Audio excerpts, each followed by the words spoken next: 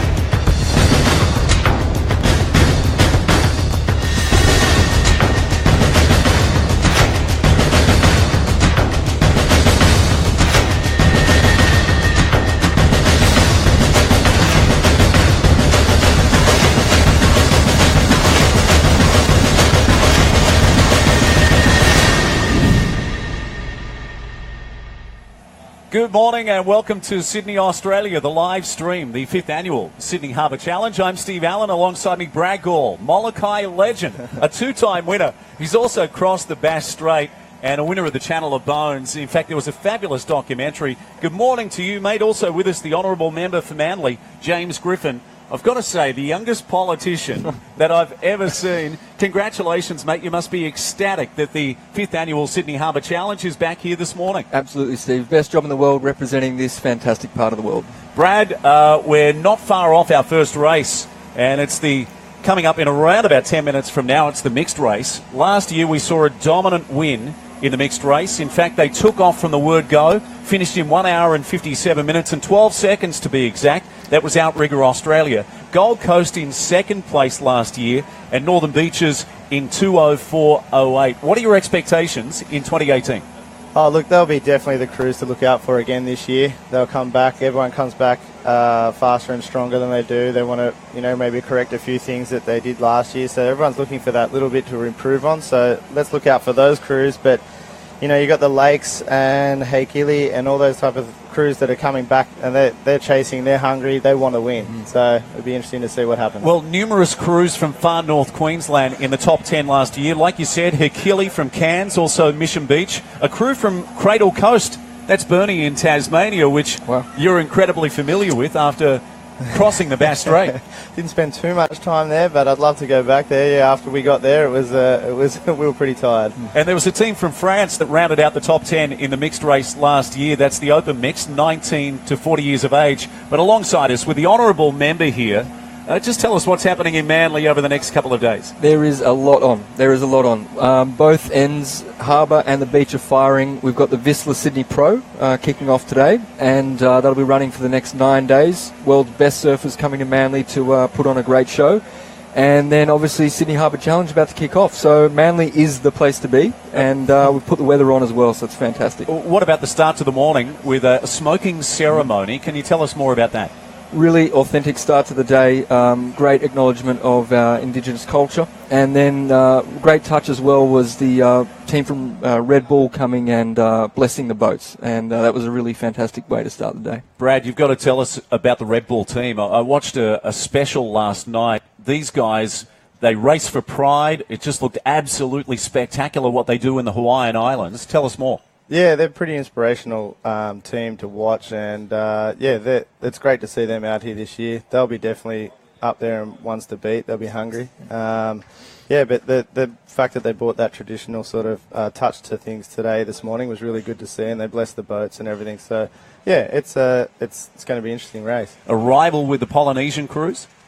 Yeah, I mean they actually have a lot of competition with two crews, EDT and Shelva'a, in the international races. Today, I think that Cronulla and Pacifica and crews like that will be right up there trying to prove their point to the Red Bull guys. But you know what, they're a strong team, so can't wait to see what's going to happen. And you're racing yourself later on today? Yeah, we'll be back in there watching all that happen up ahead somewhere with our crew. We've got a great bunch of guys. We love it. We jump in the boat. Not as much as we should, but we have fun when we do. I've got to say, the weather conditions absolutely glorious in Sydney, one of the world's greatest cities. And we're going to take a look right now. We've got the course. That'll come up in a moment. We'll also show a special on Sydney itself because Destination New South Wales right behind this event. Absolutely. So state government through Destination New South Wales has supported this event for a number of years. And they do a great job bringing some fantastic marquee events across Sydney. But certainly from my point of view, when you look around what we've got going on at Manly, just saw some amazing drone footage of the beautiful sparkling harbour that we've got. It's a fantastic place to be and doing a great job. Okay, boys, let's take a look at the map of the course today. Last year's winners, like I said, in the mixed competition, took around about the 2 hour mark. In fact, Outrigger Australia in 1 hour 57, but there were so many crews just over the 2 hour mark. So here we go. So you leave Manly Wharf. So we go past Middlehead near Balmoral. And Brad, you might be the best man to talk about this because then around the corner past Bradley's Head, and you might get a fair bit of chop when you're into the open harbour. Yeah, I mean, whenever you're in the harbour, there's a lot of boat activity, so you're always going to get a few choppy conditions. I think today it could be a little bit of strategical course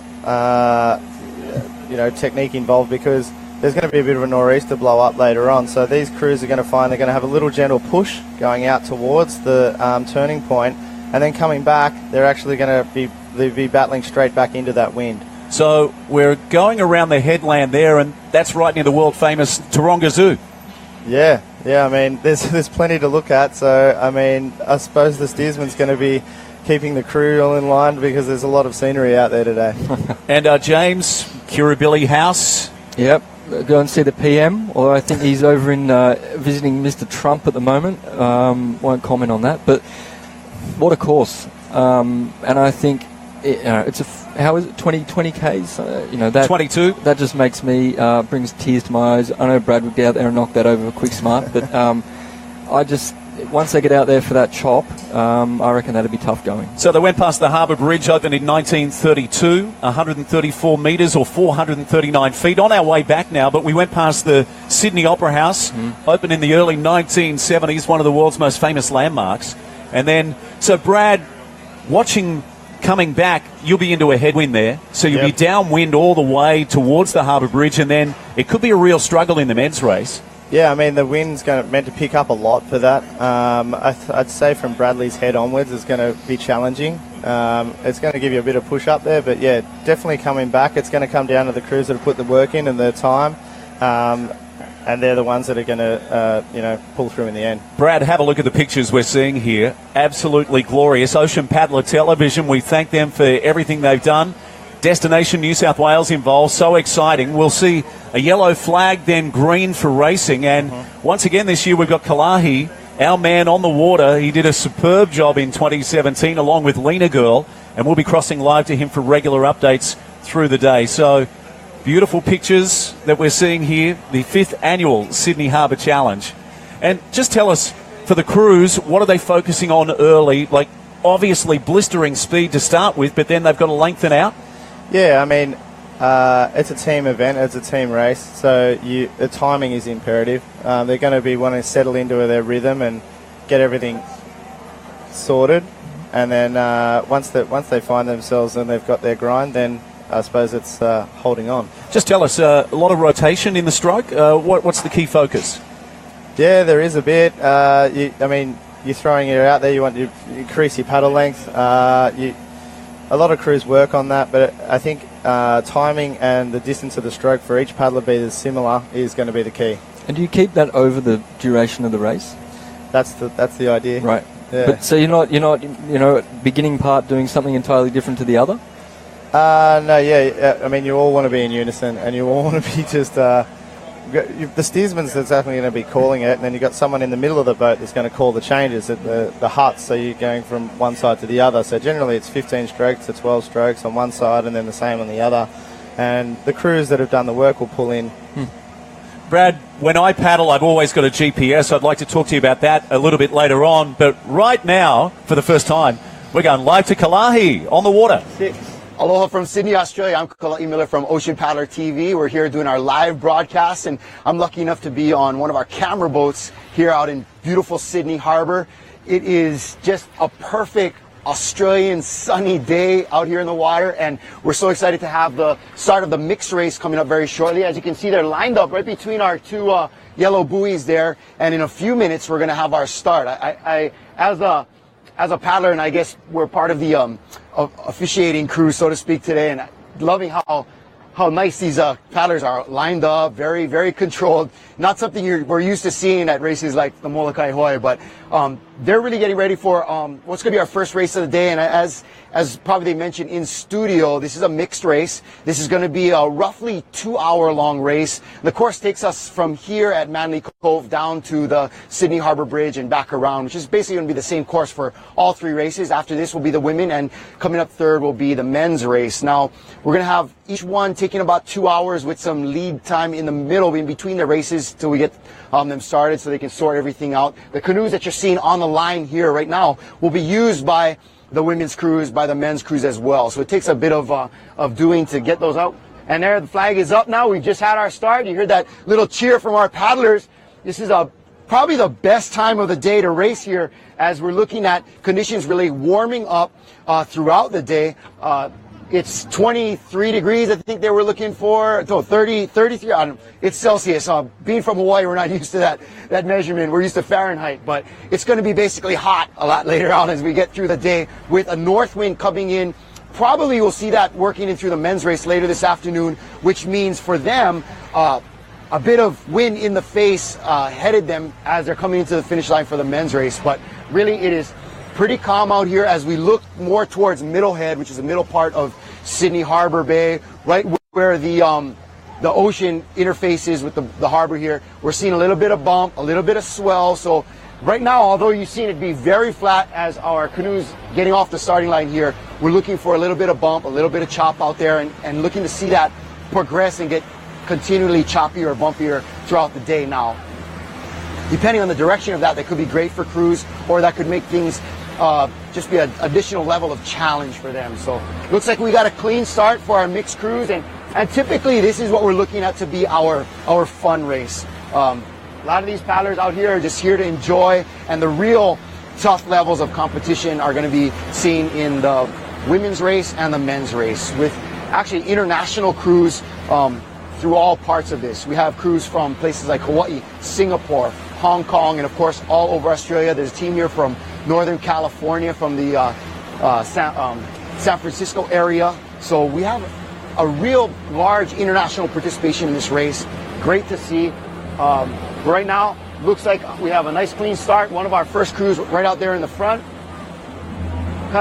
It's always early in these races that you're going to be able to see crews jumping out and being able to distinguish themselves from the rest of the pack, and basically will hold that lead for the rest of the race. So if we can motor up a little bit and get kind of a little closer up to the pack, we'll give you a nice broadside shot of the pack as they're leaving Manly Cove and headed towards Middlehead, our first part of the race. So kind of fun, kind of exciting.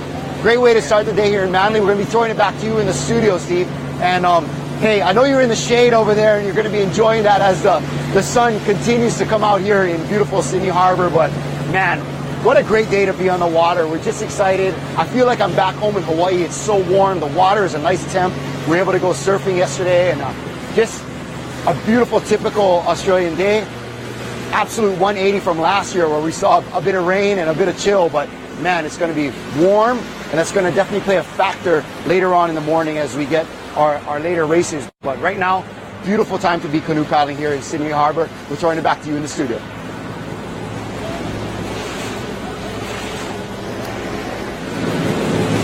Yeah, fantastic job by Kalahi Miller out on the escort boat. Did a terrific job in 2017. Great to have him again with us in 2018. Alongside me, Brad Gore, the honourable member, is here, James Griffin as well. It just looks spectacular. Welcome to our live stream. And we can tell you some of the boats that are in this race. So 218 is Pittwater. Do you know much about their master mixed team, Brad? I mean, the crews are going to throw in all different people throughout the year, but Pittwater are a fairly strong crew. They're always in all the divisions. They've got plenty of people. They'll be out there. They'll be hungry. 228 is Port Macquarie, an open mixed team. 244 is Lama from Hong Kong, an open mixed team. 269 Migaloo. So Migaloo is what they call their beautiful canoe. It's named after the white humpback whale that's been sighted off the shores of Swansea and Newcastle, around about 2 hours from here. And just so many beautiful spots along the New South Wales coastline. This event brought to you by Destination New South Wales.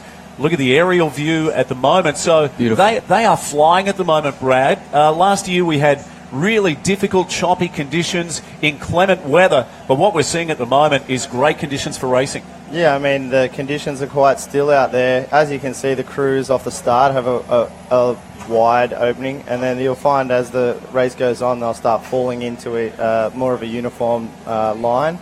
They're probably going to be following the line of the leader crews. But, yeah, it's going to come down to a bit of tactic when they turn and come back into that chop. Brad, boat 288, the Lake Spirit, they've had some great success in Masters racing. Great club who paddle out of the Swansea Lake Macquarie area, again, about 2 hours north of Sydney. Yeah, I think they were running fourth last year, so they'll be looking for a podium finish this year, so they're hot on the heels, obviously.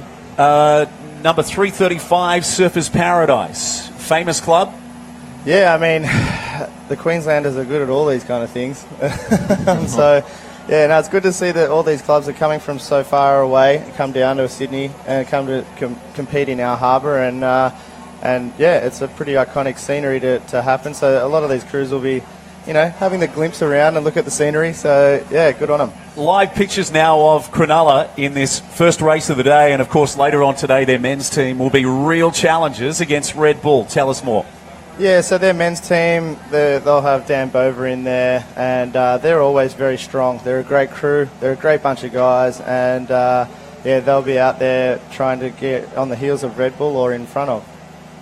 So race time now is 6 minutes and 11 seconds, and we've got the GPS on here in the studio. So I'll just ask the honourable member, what are you seeing there from the numbers? What I like here is out front, Northern Beaches. So that's fantastic. How good is that? Hopefully they can keep that up. But according to this real-time race tracker, Northern Beaches are looking pretty good here. Yeah, Northern Beaches are right up there. They're moving at, they're averaging 12 k's an hour, which is pretty quick. That's a good pace. Do you think they can keep that up? Yeah, I mean, let's hope so, because from the Northern Beaches, and we want them to win. That's it. They're smashing Gold Coast.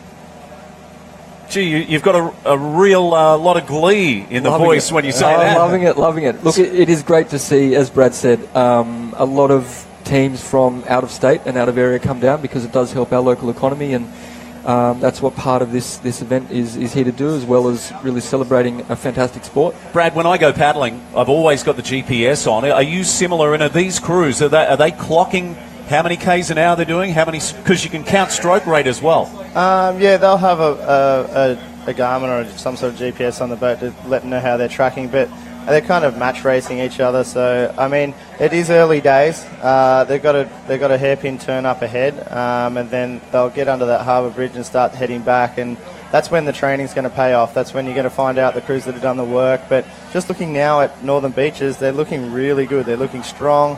Their timing's great. You can see the paddler at the back, number 6, is the steersman.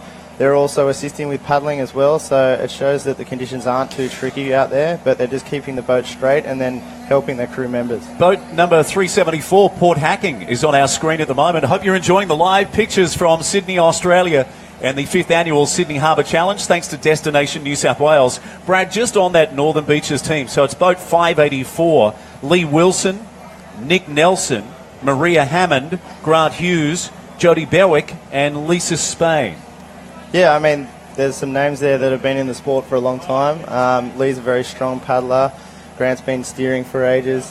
He's very, very experienced. They're a strong crew, and they're out there showing us it right now. We just saw Port Hacking, so that's boat 586. Lee Milligan, Chris Berry, Michael Say, Angelo Mamelo, Denise Bennett, and Janine Larson in that boat 586 Port Hacking. Loving the live pictures, and what a contrast compared to 2017.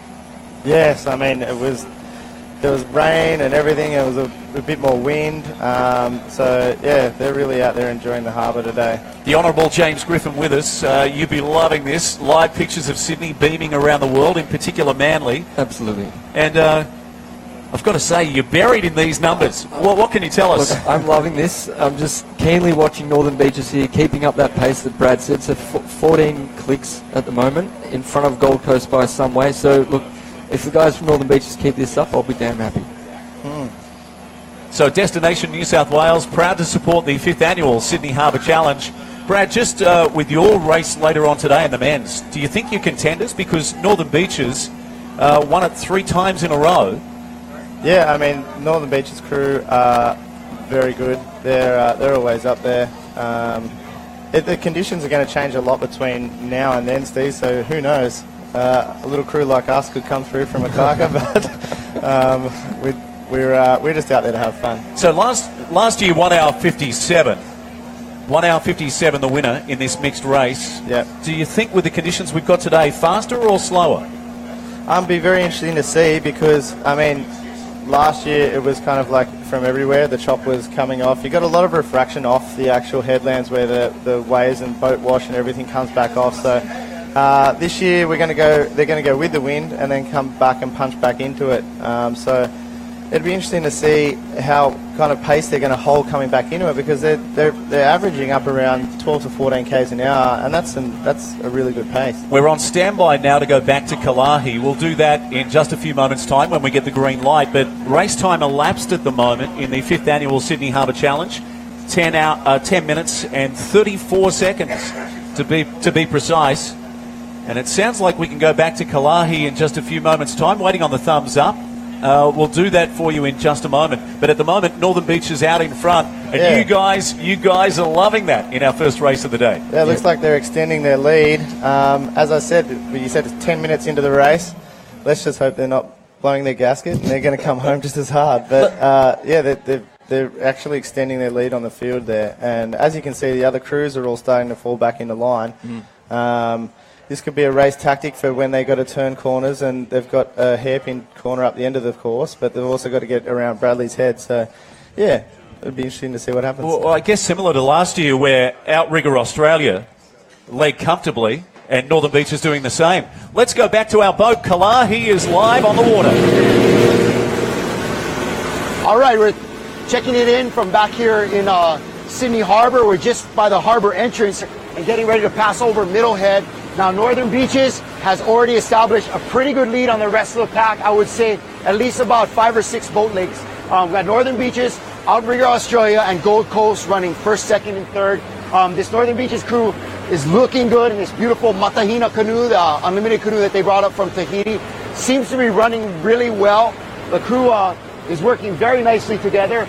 Yes, so a guy crossing our path here that's really excited to get out to the ocean and go fishing, but it's a beautiful day. We got a little bit of cloud up there, a little bit of a haze, but as you can see, as we've left Manly Cove, we've got a little bit of bump here that's coming in from the ocean at the Middlehead. This crew seems to be working through that pretty easily, continuing to expand on the rest of the pack in their lead. We're probably only about 15 minutes into this race or so, and they've covered quite a distance at this point. So as we come around Middlehead, we'll be sticking here and kind of logging in with the rest of our crews that are crossing over Middlehead. But a beautiful day to be racing. We're probably just certainly in the beginning quarter of this race right now as far as the mix. And a beautiful day to be paddling. We'll be throwing it back to some great footage we have of Manly Cove and the Manly area. And you want to talk about a beautiful day. Coming from Hawaii, everybody thinks that it's paradise, it's so tropical. But really, when we come to Sydney and see what a diverse city this is, how beautiful the interface between the salt water with the beaches, and how not only it's very urban, but it's just incorporates the beautiful waterways and the ocean they have here in Manly. Coming from a place like Hawaii, it is great to see this and great to be a part of this in Australia. And for those of our friends that are watching from places like Hawaii and the rest of the world, tagging in and checking out their favorite cruise, this is a great race to come to, not only because of the course and the beautiful area, but just to come here and check out Sydney area in Australia. And Destination New South Wales has made that a real push through this race and the sponsorship of this canoe race. But man, if you haven't been to Sydney, Australia, this is bucket list. And if you're a paddler, this is the kind of bucket list race that you want to make part of your legacy. But what a beautiful place, and check out some of this great footage we have of the Manly area and to prove to you how beautiful it is here. To prove to you how beautiful it is here. Yeah, thanks again. Kalai on the water, the best vantage point of all on a day like this. And you guys just loving it. You're beaming from ear to ear with the Northern Beaches out in front. Yeah, it's good to see the local crew going hard out there. I mean, the Gold Coast, they're coming in second, so they're looking to come back home pretty quick. Have a look at that. The drone footage of Manly. Surfing contest about to kick off today. The honourable member alongside us, so I'm sure you've got to shake hands and kiss babies at the Whistler surfing contest that gets underway. But this is the 5th annual Sydney Harbour Challenge, thanks to Destination New South Wales. Well, this is the jewel in the crown, isn't it, of New South Wales? Absolutely beautiful. I mean, the footage you've got up there of Manly really demonstrates what a beautiful part of the world that we live in. Absolutely one of the best jobs in the world to represent this part of the world. Beaches, national parks, harbour on one side, you name it, we've got it happening. Fast ferry service to the CBD, get you there in 18 minutes. So it's, in terms of access and people coming and going, it's a beautiful, beautiful spot. And so to have the Harbour Challenge here this morning, the surfing kicking off on the other side of the beach, there is so much happening, and what a great way to showcase it with this wonderful competition. So welcome to everyone that's just outside our marquee here watching the live coverage. Pictures, all thanks to Ocean Paddler. Thank you also to AOCRA and, of course, Destination New South Wales. Watching the port hacking boat there, it looks like 588 is going past the screen. And James, port hacking, where are they sitting at the moment? So Northern Beach is out in front, 15 minutes and 50 seconds gone, the elapsed time in our first race of the day. Gold Coast in second place. Can you tell us the rest of the top 10? So we've got Northern Beaches way out in front, Gold Coast, Outrigger Australia coming third, Rockhampton up there, Singapore, Port Hacking, Noosa looking good, and then, that's interesting, Bondi way back there, but I'll just leave that. So there is rivalry, and there's been some news this week about Manly. Certainly has. Great news. So TripAdvisor announced their top beaches in Australia, and Manly came out as the number one choice, which was no great surprise to us locals, but we've written to them and said, look, you've got it wrong. It's actually the best beach in the galaxy. So we're going to go with that. But no, really happy with that. And, the footage that you've seen from this morning and the package put together by Destination New South Wales just shows you what a beautiful part of the world we live in. Brad, you'd have North Narrabeen at number one. Yeah, I was about to say, what did North Narrabeen place in there? So just tell us, Brad, where are we at the moment with around about 16 minutes gone? Just looking at live pictures going around the headland. So is that Bradley's Head we're heading towards? Could be. It's hard to tell from here, but it looks like they'll be approaching that first turn going into Bradley's Head. There's a little bit of chop around. 17 minutes into it, they'll definitely be into their rhythm by now. There'll be lots of yelling going on with tactics and stuff like that. But there's a commanding lead there by the Northern Beaches, which is interesting to see. The Gold Coast are still there. They're running hot in second. They look like they're closing that gap a little bit more. So, like we said, they're going to go out for the first half, and let's see if they can hold on. And the reigning champions in this race, Outrigger Australia, back in third place. And last year their tactics were just take it out and a blistering start, and no one came near them. No, they really took it out last year. They fired off the line and they held on, and it looks like the Northern Beaches have taken that approach this year. So last year also we saw crews stay close to the headland, but this time they're kind of out more in the open harbour. Yeah, well, the closer to the headland you are, you're going to get a little bit of refraction of swells and whatnot. So the conditions being more kind this year, then they're actually going to venture out and utilise that harbour and get away from the other cruise washes and stuff like that.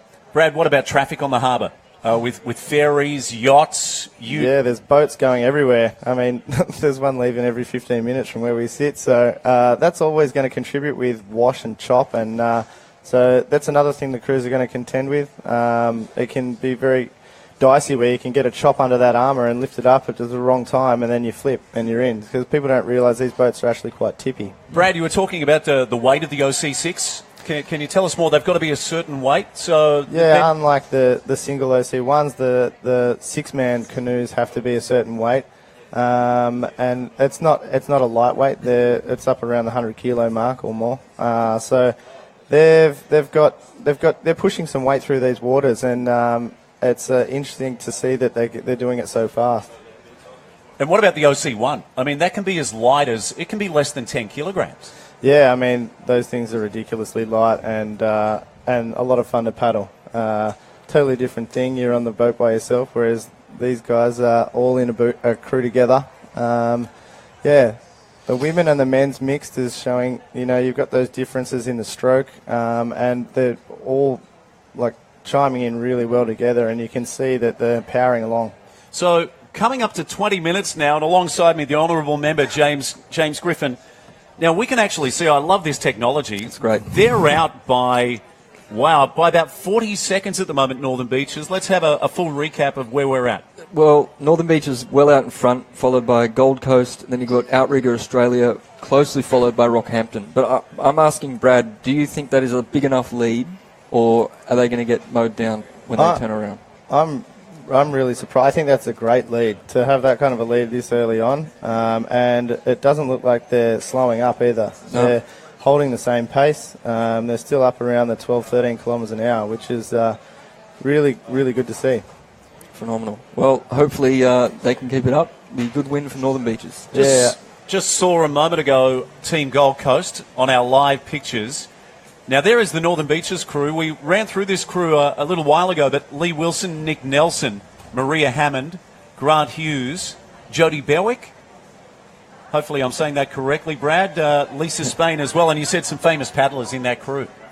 Yeah, I mean, I think that's Lee up at number 1 stroke, and he's been in the sport forever, and also in surf life saving, so he's got a vast paddling background. He's setting the standard and the pace for the boat. They'll be getting direction from the steersman, seat 6, and Grant Hughes in the middle also. I'd say he'd be calling the hearts. And last year we saw quite a few boats had a female paddler in seat 1. So there's a bit of strategy involved with this. Tell us more. Yeah, there's definitely some strategy. There's a lot of great female paddlers out there, and they've no problem holding seat 1. It's quite a hard seat to hold. I can't do it. So I just sit in the middle somewhere. But the women are really taking charge out there and doing well. By the way, Gold Coast, it's boat 642, and it's the open mixed team. So it's Shania Payne, Kazuki Yamada, Linda Davis, Matt Walsh, Jamie Wells, and Lee Payne. And we're told that there's a father and daughter in that crew. So a fantastic sport that can involve the whole family. Just looking here, Steve, Northern Beaches are consistently around 12 or 13. And looking back the pack, 10K. Yeah, I mean, the Gold Coast could be just actually planning their attack. But, yeah, as you said, the Northern Beaches are not slowing down, and they're up there. I've got to say, the honourable member is obsessed at the moment. He's frothing. Love it. With Northern Beaches.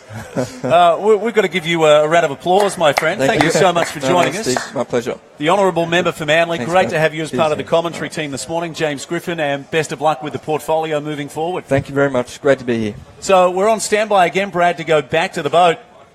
I'm not sure who's going to run the GPS now the honourable member's left. But let's go back to Kalai on the water. I want to give a big mahalo out to the Honorable James Griffin for joining us today. And just an update from here on our course, our team, Northern Beaches, in their Matahina canoe has opened up, I would just give it let's just say a massive lead on the rest of the pack. They're as much as a kilometer back for our second and third place. and that's going to be Gold Coast and Outrigger Australia running in second and third place. They got a little bit of a gap between them and the rest of the field, but this team from Northern Beaches has just opened up, again, a huge lead as we have just passed Middlehead. We're coming into Bradley around here with our iconic little lighthouse, and we'll be throwing it around, aiming for the Sydney Harbour Bridge right after that. But this first place team from Northern Beaches, something's magical happening in their canoe right now. They're really running. We got them clocked at about 7 knots right now as they're moving along the ocean, and it is, again, a beautiful time to be paddling. This crew is making magic, and we'll be right back after this commercial break with our live coverage of the 2018 Sydney Harbour Challenge.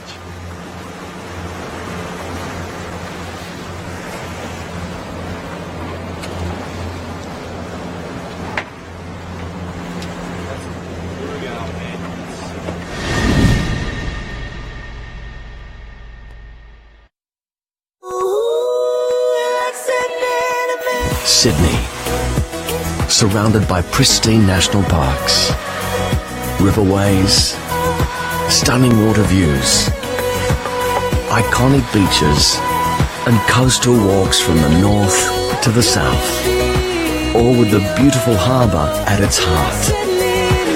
You'll love every second of Sydney. Discover more at sydney.com.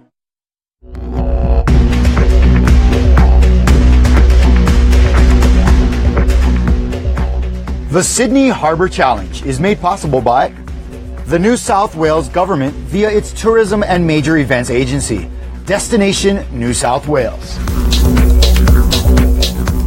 AOCRA, the Australian Outrigger Canoe Racing Association.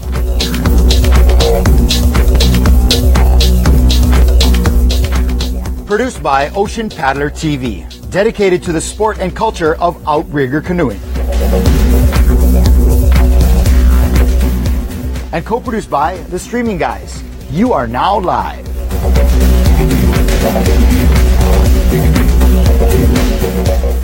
Don't forget to share with your friends on social media this exciting live coverage of the 2018 Sydney Harbour Challenge.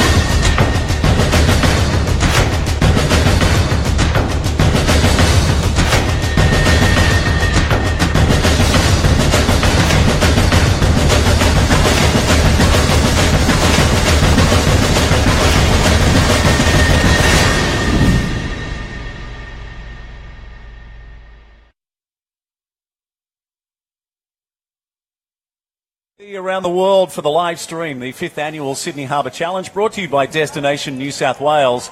Now, I'm not sure if I'll stay on screen here, but time for a standing O. Our first of the day for I'm off screen.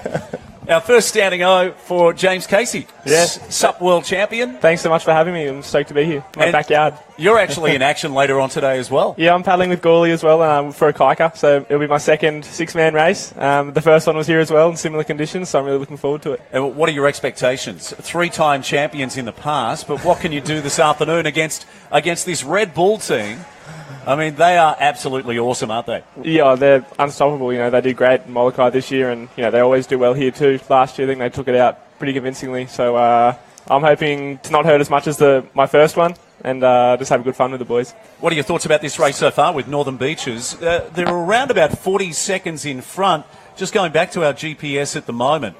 But Gold Coast and Team Australia both close, but Northern Beaches, so impressive early in the day here. Yeah, from my experience, the race really begins when they turn that bottom mark. So to be at the front now is great, but the race really begins when they turn around and come back into that little bit of a headwind this morning. So almost half an hour gone. Just while we're watching live pictures here, just give us an update on what's been happening for you on the World Tour. Yeah, so I've been paddling a fair bit, lately onto the hydrofoil surfing as well. So the World Tour hasn't started yet this year, but I finished up last year in 8th place on the racing standings, and weren't too many surfing events last year, but I did come in the semi-finals for the surfing event at Sunset. So yeah, it was a great year, and really looking forward to kicking off the year again. And James, we're seeing some live pictures or a special package of you in action. So that is here at Manly. Yeah, so this is almost exactly a year ago. So this is the Bridge to Beach, a great race. It happens tomorrow. And I got the win 2 years ago now, actually. I missed it last year. But I'm really looking forward to just defending my title over there, over here. That looks like, I thought we saw pictures of the Molokai Channel. This is actually the Maliko run. So this is Molokai, an awesome race. Actually managed to take it out last year. It was probably my biggest win to date. And this particular race was 2 years. Actually, now we're in last year's. And yeah, it's for Molokai. And yeah, lots of great memories there for sure. Tell us about that race. How does it compare to Molokai, which is, as Brad knows, 55 kilometres through some of the most treacherous waters on the planet? Yeah, so Molokai is like a really condensed sort of sprint version. And it's sort of a bit of a warm-up, I guess. It's a couple months earlier. And so it's quite a different race, but it is always a good test for how everyone is going to go. Gee, you must need incredible skills. It looks like at some stage you're surfing the waves. Yeah, so it's what I love. You know, there's a mix of downwind paddling, there's a mix of surfing. So when you get those bumps, you just want to try and sit back and relax and just sort of milk those glides for as long as you can. So it's sort of like surfing a wave. That's when I originally was a surfer. So, yeah, it's always a lot of fun to mix that paddling and surfing aspect of it all. Gee, you're throwing down a lot of sharkers in these packages. But you're being hit by chop from all over the place, so balance is just absolutely crucial. Oh, absolutely. You need to do a lot of work in the gym, keep your legs strong, and a lot of time out in the water, getting used to your boards, getting used to the different water conditions, and I'm very excited there by the looks of it. And have a look at the gun show there. Have you been doing CrossFit with Gawley? Gawley's told me everything I know. Oh, that is magnificent footage. Absolutely brilliant. Congratulations on everything you've done. We're about to come back live in the studio with us, James Casey, and also we've got Brad Gall, two-time Molokai champion. So good to have you back with us, boys, for 2018, the 5th annual Sydney Harbour Challenge, thanks to Destination New South Wales. I'm Steve Allen. Thanks for joining us for the live stream. We'll go back to the escort boat very shortly, and the racing at the moment, well, Northern Beaches, they're out by about 40 seconds, and you're not sure that it's a race-winning lead at this stage. Well, from my experience, the first time I ever raced this, obviously it was my first race, and I think it was the first time I ever sat in a six-man, but we actually was a crew of mainly stand-up paddleboarders, and we all got together and thought we'd give it a crack. We got down to the first mark, the bottom mark at the bridge. We came in third place overall, and we were pretty excited. Like, we're doing pretty well here. So that was sort of more from our experience downwind paddling. We got down to the bottom mark and we turned around, and into the wind, your timing is so important. If you're out of time at any moment, into the headwinds, you're gonna hurt. And that's exactly what happened to us. And we rounded the bottom mark in third and came back, I think, maybe just scraped inside the top 10, but maybe it was just outside. I've got to say, that was an amazing picture. Yeah. Cruise ship on its way up the harbour, and there goes the Northern. Down. Yeah. I mean, they're just rounding that corner at Bradley's Head, and they're just getting their first glimpse of the Harbour Bridge, where they got to turn. So, I mean, it's always a relief when you can see where you're going, see how far they go. But you got to turn around and come back, like James said. So, hopefully they have a little bit more steam in the tank than what we did. Brad, give us an update. So, around 32 minutes gone. Who's currently in the top 5, and maybe if you can, on the GPS, the top 10? We've got Northern Beaches out in front, and they have extended their lead even more. That's a good sign. Yeah, they're going quite fast. Gold Coast are in second. Outrigger Australia third. Rockhampton fourth. Port Hacking are just behind them. Singapore Cruise up there too. Great to see the international guys giving it a nudge up there. And Noosa is rounding up that top 6. Bondi not far behind them. So, yeah, there's a lot of action out there. They've got to turn the corner and come back yet. So, looks like the Northern Beaches crew have got a commanding lead. They're more than to an extent in that lead. So, yeah, let's hope they can hold on. And Brad, you said Rockhampton, they've had success at this level before. They're boat 581. That team is Melinda Barsby, Kylie Stanley, Harley Edwards, Greg John Kaur, Anita Medal, and Michael. Melinda Barsby, by the way, part of the Australian elite under-19 women's crew in Tahiti last year. So this team from Rockhampton in Queensland, and tracking pretty well at this stage after 32, almost 30 first race of the day. first race of the day. By the way, the winner coming up at 11 o'clock, and then the big guns come out to play. You guys up against Red Bull and Cronulla. Tell us about the Cronulla crew. All I know is I think we'll give them all a run for money at the pub after. In the actual racing, they're those crews are really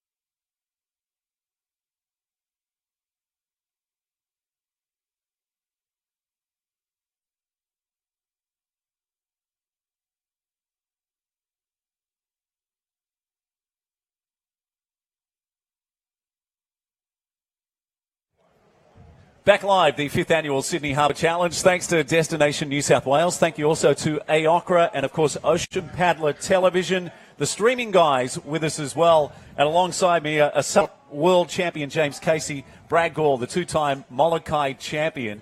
And just watching Northern Beaches, they are putting on a clinic in our first race of the day. Boys, let's get an update, but they're almost 2 minutes clear. Yeah, it's a big lead, and I don't want to say it too early, but they do have to come back into that wind. But they've got the rest of the crews have a lot of work to do. That's for sure. Who else is in the top 3? Yes, looks like we've got Rocky, Gold Coast, and Outrigger Australia in a very tight battle for second place. So that's going to be a good battle to watch on the way home. But then there's another little battle going on for fourth place between Port Hacking, the Lakes, and Singapore. So just over 40 minutes gone. So we can see that Northern Beaches, they're 1 minute 46 clear. And now we're seeing live pictures on the water. That is boat number 642 that we're seeing at the moment. Yes, that's Gold Coast right there. They're You can see their rhythm. They're great. They're in time.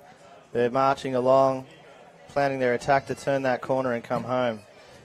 Yeah, that's that view where you can see straight up the gut, straight up to the what they call the big coat hanger. Beautiful shot. Look at the conditions out there too. It's actually quite glassy. So those boats, they will be able to get into a nice good bit of rhythm, and coming back won't be as bad as that time that I did it. They will be able to get a bit of rhythm and not punching into so much of a headwind yet. Now, boys, these pictures going worldwide on our live stream, and what a postcard from Sydney on this Saturday morning.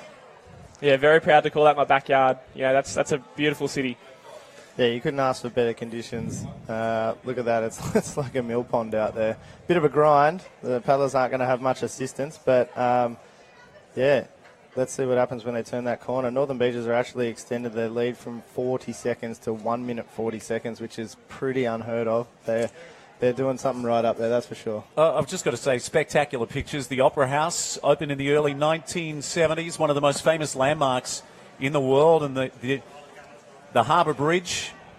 And now we're zooming in. So that's the Gold Coast. Team Gold Coast in second place. Almost out of sight is Northern Beaches. By the way, that team from the Lakes, around about 2 hours north from here up on Swansea, Lake Macquarie, which is 4 times the size of Sydney Harbour. Their crew, Jane Hutchinson, Judy Fletcher, Chris Harris, Sandy Haraki, Ken Hutchinson, and Joe Iacono. Boat 288, the Lakes. And they were competitive last year, Gawley, and having another great run in 2018. Yeah, they ran 4th last year in around 2 hours and 8 minutes. They're just coming on to 6. They're in 6th at the moment. They're coming up to that turn, and it's 42 minutes. So these crews are really moving. So what about stroke rating? You probably start off max effort, and then where do you drop back to? How many strokes are you trying to put out per minute? I can see you laughing. Oh, don't ask me. Coming from a stand-up background, whenever I'm in the boat, everyone's like, James, you got to slow down. You got to go in time with the boat. So I'm a little bit erratic because I'm used to paddling by myself. So Gawley's always trying to pull me back into line, which is good because someone has to. So where do you guys sit in the boat? So at the moment, I'm in seat 5. So I follow everyone, and I have to really concentrate on my timing. Gawley's up in seat 3, so I'm actually following his stroke. So he knows if I'm out of time, put it that way. So where Gawley is, I mean, that's pure power, isn't it? Seats 3. Well, they put the unfit old blokes in the middle. It's a chance to give yourself a rap, Gawley.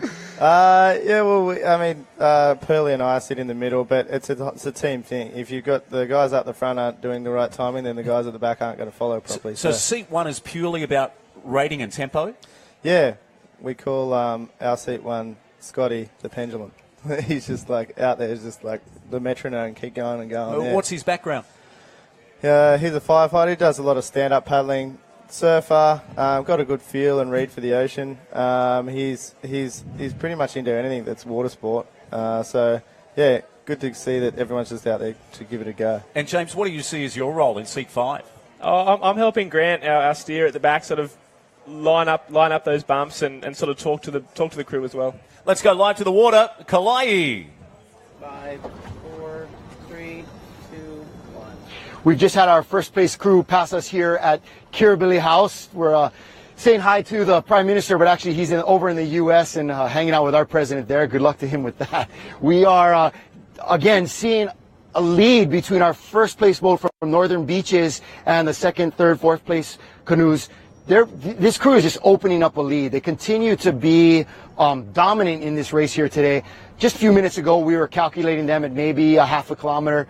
I would say easily they're at 3/4 of a kilometer, approaching a full kilometer's lead as they approach the turn. They're passing the Opera House, and of course you can see the Sydney Harbour Bridge right there. So they're going to be coming into the turn shortly. We are here again at Kirribilli Point. This is the Prime Minister's abode for the rest of you that are not Australians that are watching our event here today, the 2018 Sydney Harbour Challenge. A beautiful waterway. The water here has now flattened out once again like it was near the start at Manly Cove, and beautiful paddling water. Not much of a tide change happening, but it seems like the water is moving with the crews right now. And after they hit that turn under the Sydney Harbour Bridge and are heading back to our finish line, we'll see if things change there and really be able to tell if the tide is being a factor. But again, this whole time now since I've been talking, and you can see that first place crew from Northern Beaches vanishing around the corner there.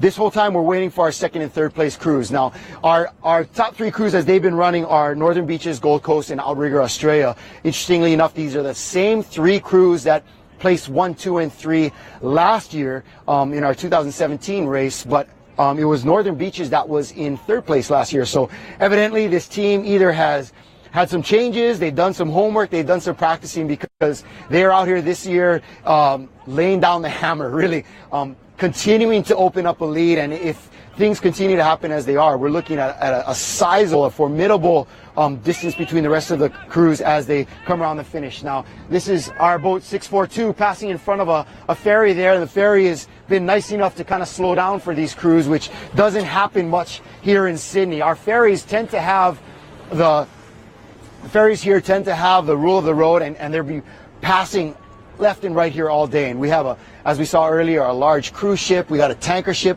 coming out of the harbor right now. This is a very, very busy waterway for all of our folks not from Australia that kind of want to get a grasp. There's a lot happening here all throughout the day, and it is challenging to run a canoe race with so many boats all around you. It can be dangerous.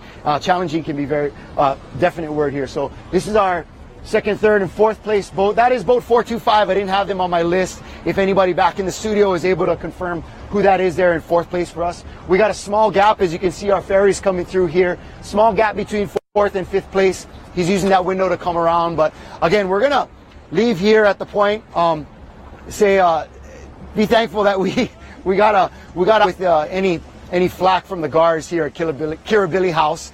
This is, again, once the Prime Minister's residence here, and if the Special Services, Special Forces guys are able to allow us to be here, we appreciate them for that. So we're going to catch up with our lead crews as they come around the turn, marking the halfway point here at Sydney Harbour Bridge, and they'll be heading back to Manly Cove, just basically repeating this first half of the race. It's a round turn, so we kept staying with them. Most of the field is fairly close. The canoes aren't spreading out too much, except for that lead boat from Northern Beaches, who has just opened up a big lead and continues to smash the rest of the field. We're going to check you at the turn and throwing it back to everyone back in the studio. I know you wish you were out here. It's sunny. There's a light layer of cloud that we're very thankful for, although this Hawaiian is going to be picking up some additional color today for sure. So be thankful that you folks are under the tents today. It's going to be a scorcher out here as we check out the rest of our race here, the 2018 Sydney Harbour Challenge. So thank you again, Kalai Miller. And as you were saying, Brad is a worldwide superstar and doing a fantastic job for us this morning out on the water. Well, it just looks absolutely glorious. When you consider what the conditions were like in 2017, it is perfect for racing.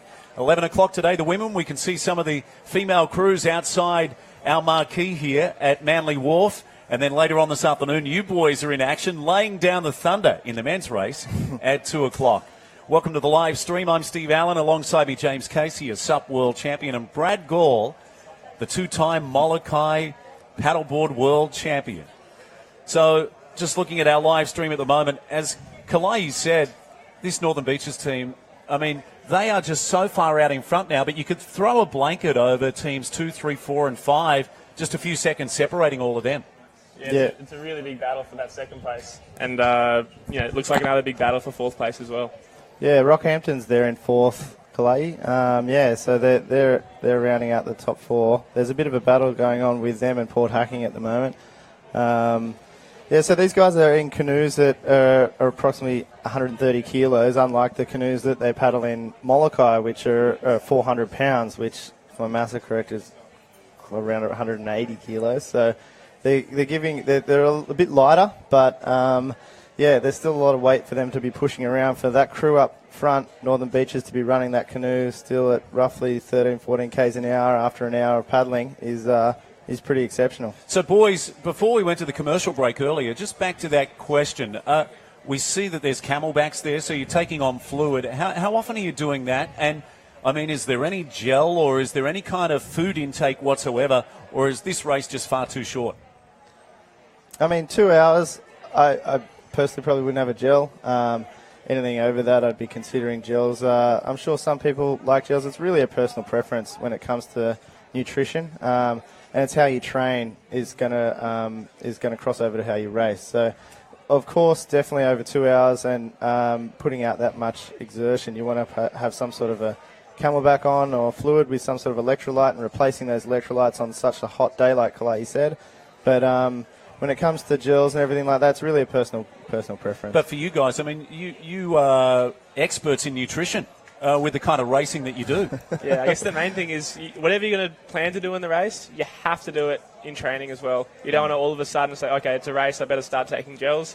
That's when you're going to get sore guts, and you're going to, it's going to ruin your race potentially. So whatever you are doing, make sure you practice it in training. Have you ever had a race where something has gone wrong, like you've dehydrated or you just feel like you were slightly off on the day, and that comes back to, what you did nutritionally? Yeah, for sure. I mean, that's part and parcel of the trial and error. I mean, when you're doing long-distance races, there's two elements. I mean, it's your physical and your nutrition. So, yeah, getting that right, there's also a lot of trial and error. So it's the 5th annual Sydney Harbour Challenge. Steve Allen, James Casey and Brad Gall. Can you just tell us, we saw some pictures a moment ago of Northern Beaches way out in front, but while we've got a moment, just tell us what Molokai means to you as a 2-time champion. I mean, it's such a legendary race. We've seen what Matt Bevelak was done recently, and also Daniel Shade from the Central Coast, from the Avoca Surf Life Saving Club in the Paddleboard World Championship. Matt Poole as well. Yeah, I mean, those guys, they're super fit. They've taken it to another level. They're paddling really well. Molokai means to me, it's the pinnacle of what I do for racing. Start off with a surf life saving background, but then came into Molokai. And I suppose that's the element of you don't know what the conditions are going to be like next year. You want to better yourself. You meet great people. The camaraderie around that kind of a race, although it is a world title, is quite friendly, and everyone is out to help everyone else. I mean, the Battle of Molokai is getting to the finish line to the start line in one piece, and the paddling part's actually quite the easiest part. I've got to say, I'm surprised there's not a statue of you out at North Narrabeen as a 2-time Molokai world champion. Around about 53 minutes gone in this year's first race of the day. And it's the Northern Beaches team way out in front. Just looking at our GPS, almost by 2 minutes at the moment to their closest rival. And this race brought to you by Destination New South Wales. And like we said, this is one of the world's greatest cities, Sydney, the jewel in the crown.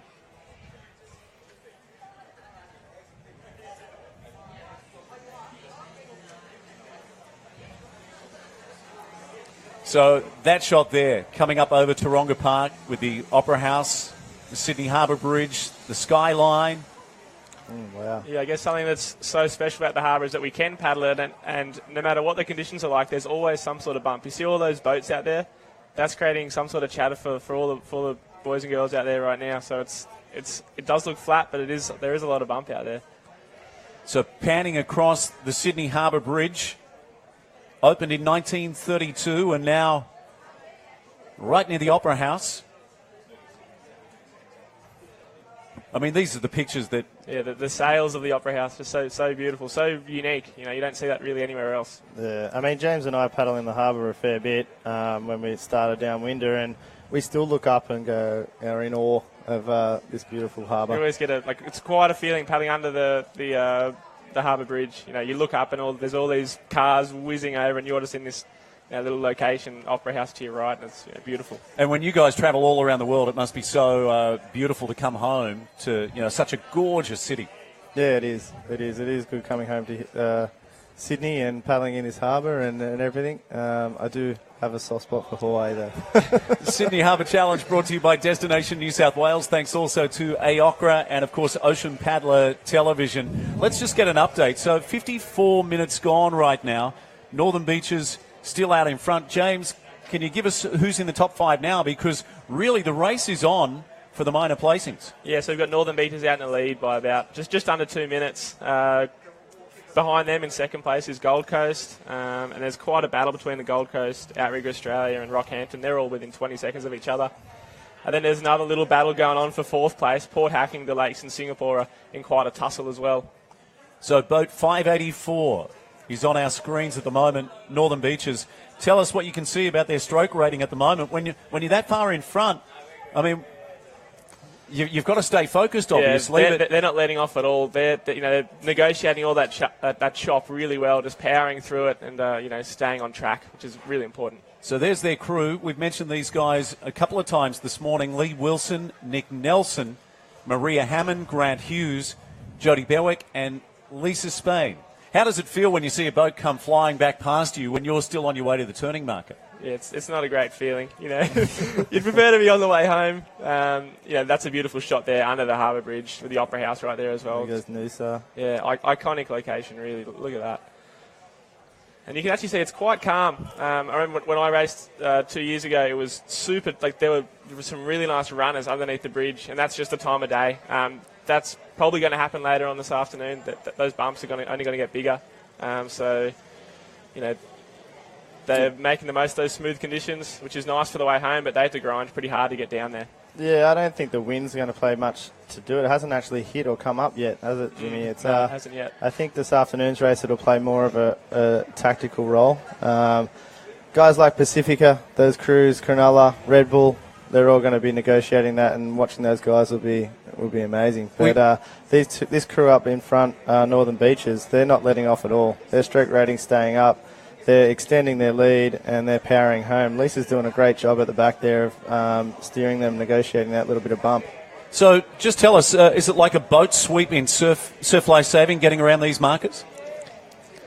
I never swept a boat. I tried the other day and the boys said, get the other guy back, put Grant back in the back. And it's a lot of hard work. They turn a lot more than you think, actually. So there's no fin. So it's all basically everyone's got to be in time, and the guy at the back's always working to keep it straight. I probably was working a little bit harder than you had to, but it's definitely an art similar to sweeping a surf boat. As you can see there, the Gold Coast team, that number 6 paddler was paddling and did about 4 or 5 strokes, and then what they did is poke, which puts the blade of the paddle into the water and acts like a rudder, and they're pressing against or away from the boat, and that's what's steering the boat around. And as James said, they're actually quite manoeuvrable, and it's tricky. It's a bit of an art form, and these crews haven't got a lot to deal with out there today, but they're still got to concentrate on their line and then get in time back with the other paddlers and keep everyone motivated. So James, as you'd know as a stand-up paddler, you drop vertical, and then with ski paddling you pull away from the boat, and you're usually out by the time you get to your hips. What's the technique when you drop these blades in? Do you pull away from the boat? Like, what's your technique? For the steering?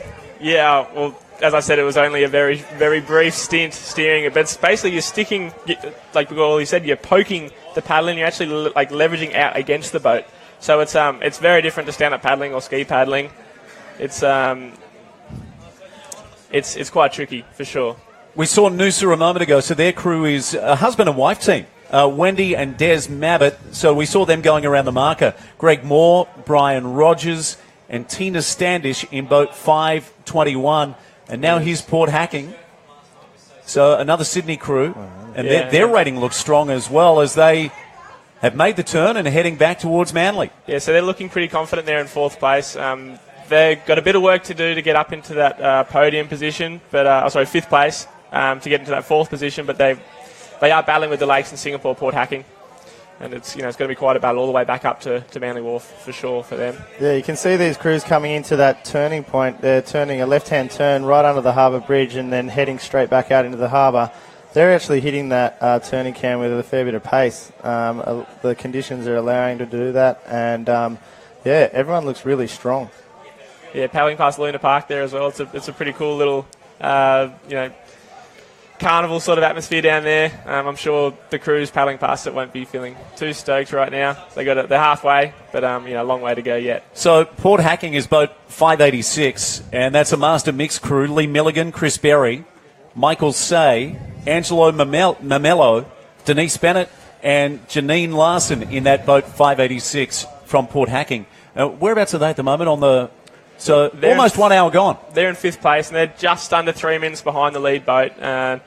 Looking like they're chasing down Rockhampton and trying to hold off the Lakes as well. So they've got a bit of work to do. Brad, we spoke earlier about times, and last year 1 hour 57 and 12 seconds was the winning time by Outrigger Australia. So they're on target to really smash that in our opening race of the day. Yeah, it looks like that, Steve. I'm glad we're not racing these top 3 crews because they'd probably towel us up. They're going really well. They're holding a really good pace, and they're not showing any signs of slowing up. So that's going to bring them, I'd say, close to underneath that time. It'll be interesting to see how much they can hold on. That last sort of 5Ks is when you can see that finish line. That's when the crews are going to, want to hold on, put down the hammer, and see whether they can beat their times from last year.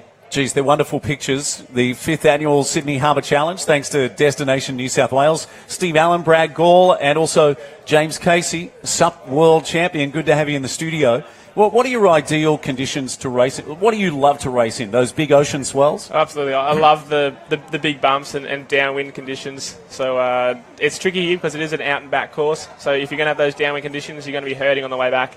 So I'd probably prefer a few bumps and then just sort of grind into it on the way home, but it is tricky. They've got some nice flat conditions this morning. The nor'easter is supposed to pick up. So we're about to go to Kalai once again, who's out on the water for the latest update. And let's go there now. Kalai. 2, 1. All right, welcome back to Boat 1. We're here at Luna Park, basically just under the Sydney Harbour Bridge, and you can see the Opera House in the background there. We have made most of our crews around our turn buoy here at the halfway point. Just a couple left to go. The crew from Northern Beach is still holding on to a massive lead. We're going to be zooming up ahead to the front of the pack after this to bring you the second half of this race. Time in is just about an hour, and so they're making good time. That's about right there, consistent with what we've seen in years past for this race. So a beautiful day to be paddling. We got this nice light layer of clouds helping to block some of the sunlight here, but we're looking for it to be brighter and hotter for the rest of the day, coming up with our women's and then our men's race. So again, we're about halfway through the mixed race this morning here at the 2018 Sydney Harbour Challenge, and we'll be right back with more of live coverage from the water.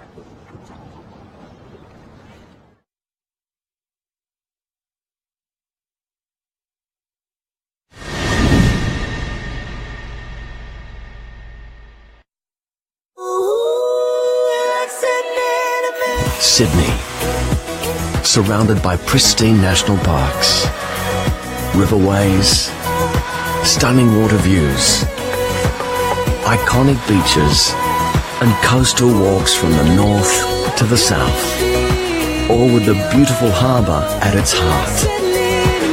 You'll love every second of Sydney. Discover more at sydney.com.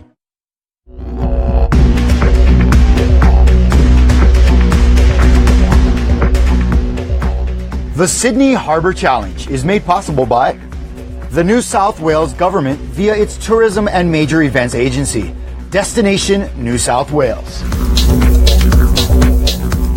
AOCRA, the Australian Outrigger Canoe Racing Association.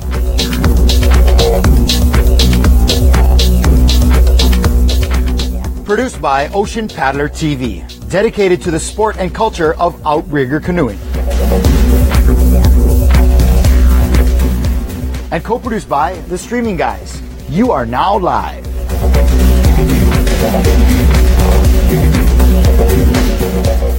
Don't forget to share with your friends on social media this exciting live coverage of the 2018 Sydney Harbour Challenge.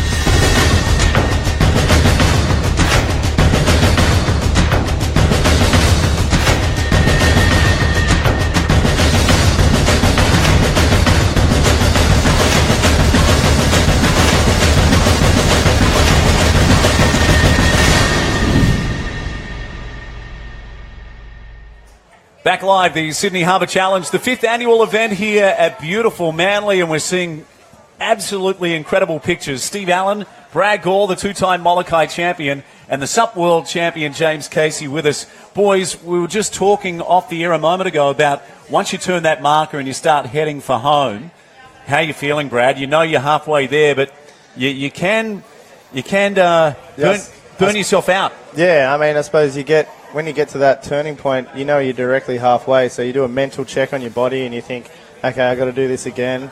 And for those crews that are battling for second, third and fourth, they're going to want to, talk amongst themselves and have a bit of a game plan leading into that finish line, because it's go time and you don't want to go too early and burn out, but you don't want to leave your run too late. So I can't wait to see how this is going to pan out. So elapsed time in the race, 1 hour, 5 minutes and 25 seconds. Live pictures now.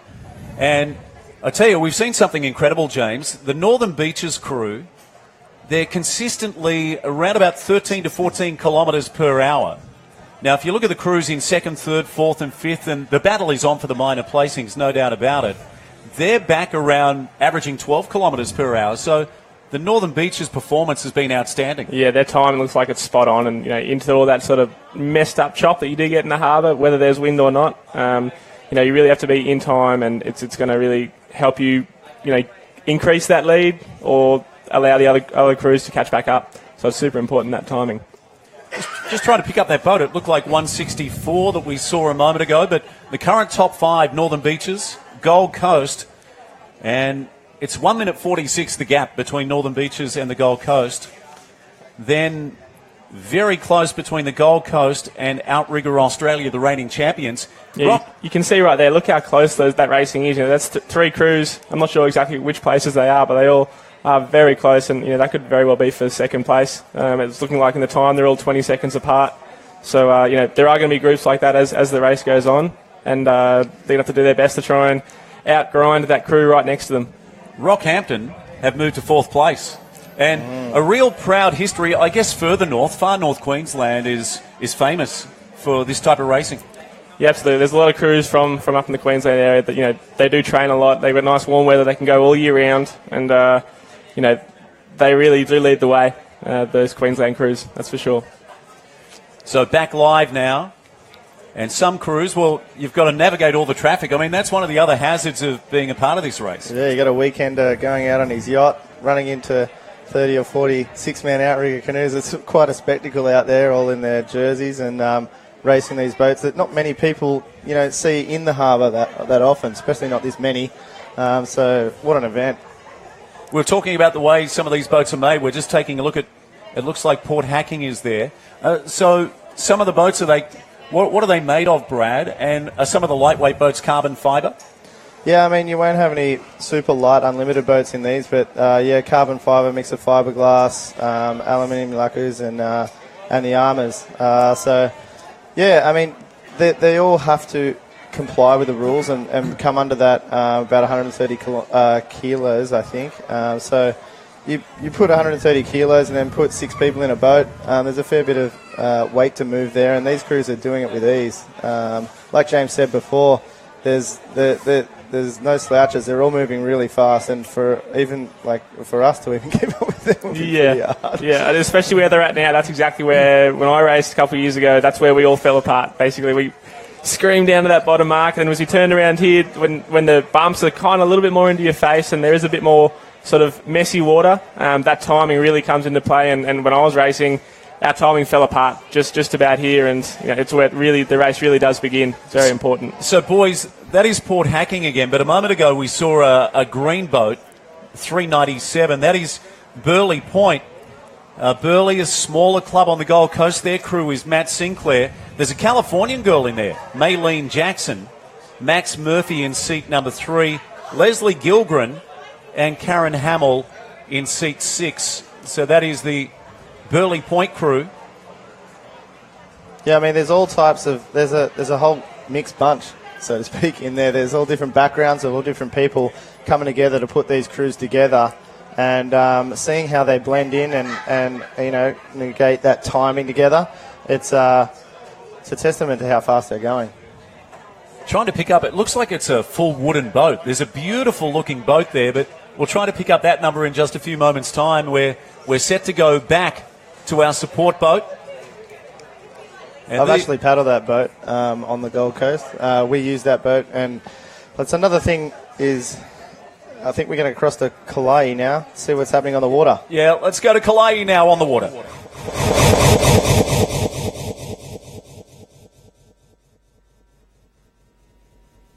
Jackson Bay here, and they continue to open up a sizable lead on the rest of the field. I mean, it's really almost like they're in the race all by themselves. As we came around the point here, definitely, as you can see, the texture on the water, this northern wind that the weather forecasters have promised us has really showed up, and it's going to be a rough uphill slug all the way to the finish line in Manly Cove. Now, they seem to be feeling good. Looking like the blend is still there for this crew. Look like they're feeling smooth. Doesn't seem like there's a lot of fatigue happening for them right now. But again, they are continuing to open up a lead. And I can't even see the rest of the canoes around Bradley's Head, which is at least a kilometer back. So they've now established an easy kilometer plus lead on the rest of the field. This is a time where they just can settle in, let the blend take over, try to just kind of enjoy the paddling with each other, kind of make it smooth and fight uphill as they work towards Manly Cove. Now, we're probably about another third of this race remaining, and we're about an hour and 15 minutes in, so looks like they're making good time. We're going to check back into our stats and see what the times in the past have been, but they look like they may be coming up on a record-setting pace here. This crew is looking, again, super solid, super fresh, and just doing their thing here in Sydney Harbour. We're going to drop back here momentarily, catch up with the rest of the canoes as they come around Bradley's Head, which they have yet to do.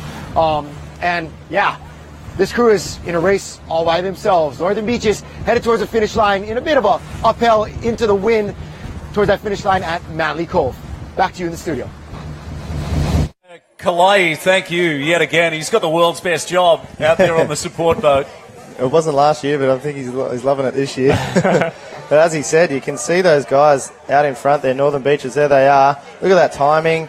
And they answered our question. Look at them. They're just extending that lead. They don't look like there's no signs of stopping or slowing up. Yeah, what an effort. What a team. Yeah, and Kauai, you did mention there was a little bit of that northerly wind showing up out there, so we can't really feel it too much here because we sort of face the south, so it is going over our heads. But you can see there's a little bit of a chop, and they're rounding Bradley's Head, so they will feel, if there is any northerly wind, they're going to feel it right now. And this is when they really got to knuckle down and keep that timing in. Okay, so elapsed race time, 1 hour, 12 minutes, 27. As Kauai said, I mean, they could be on target for a record. We'll go to the books and we'll try to find that for you, what the fastest race time is.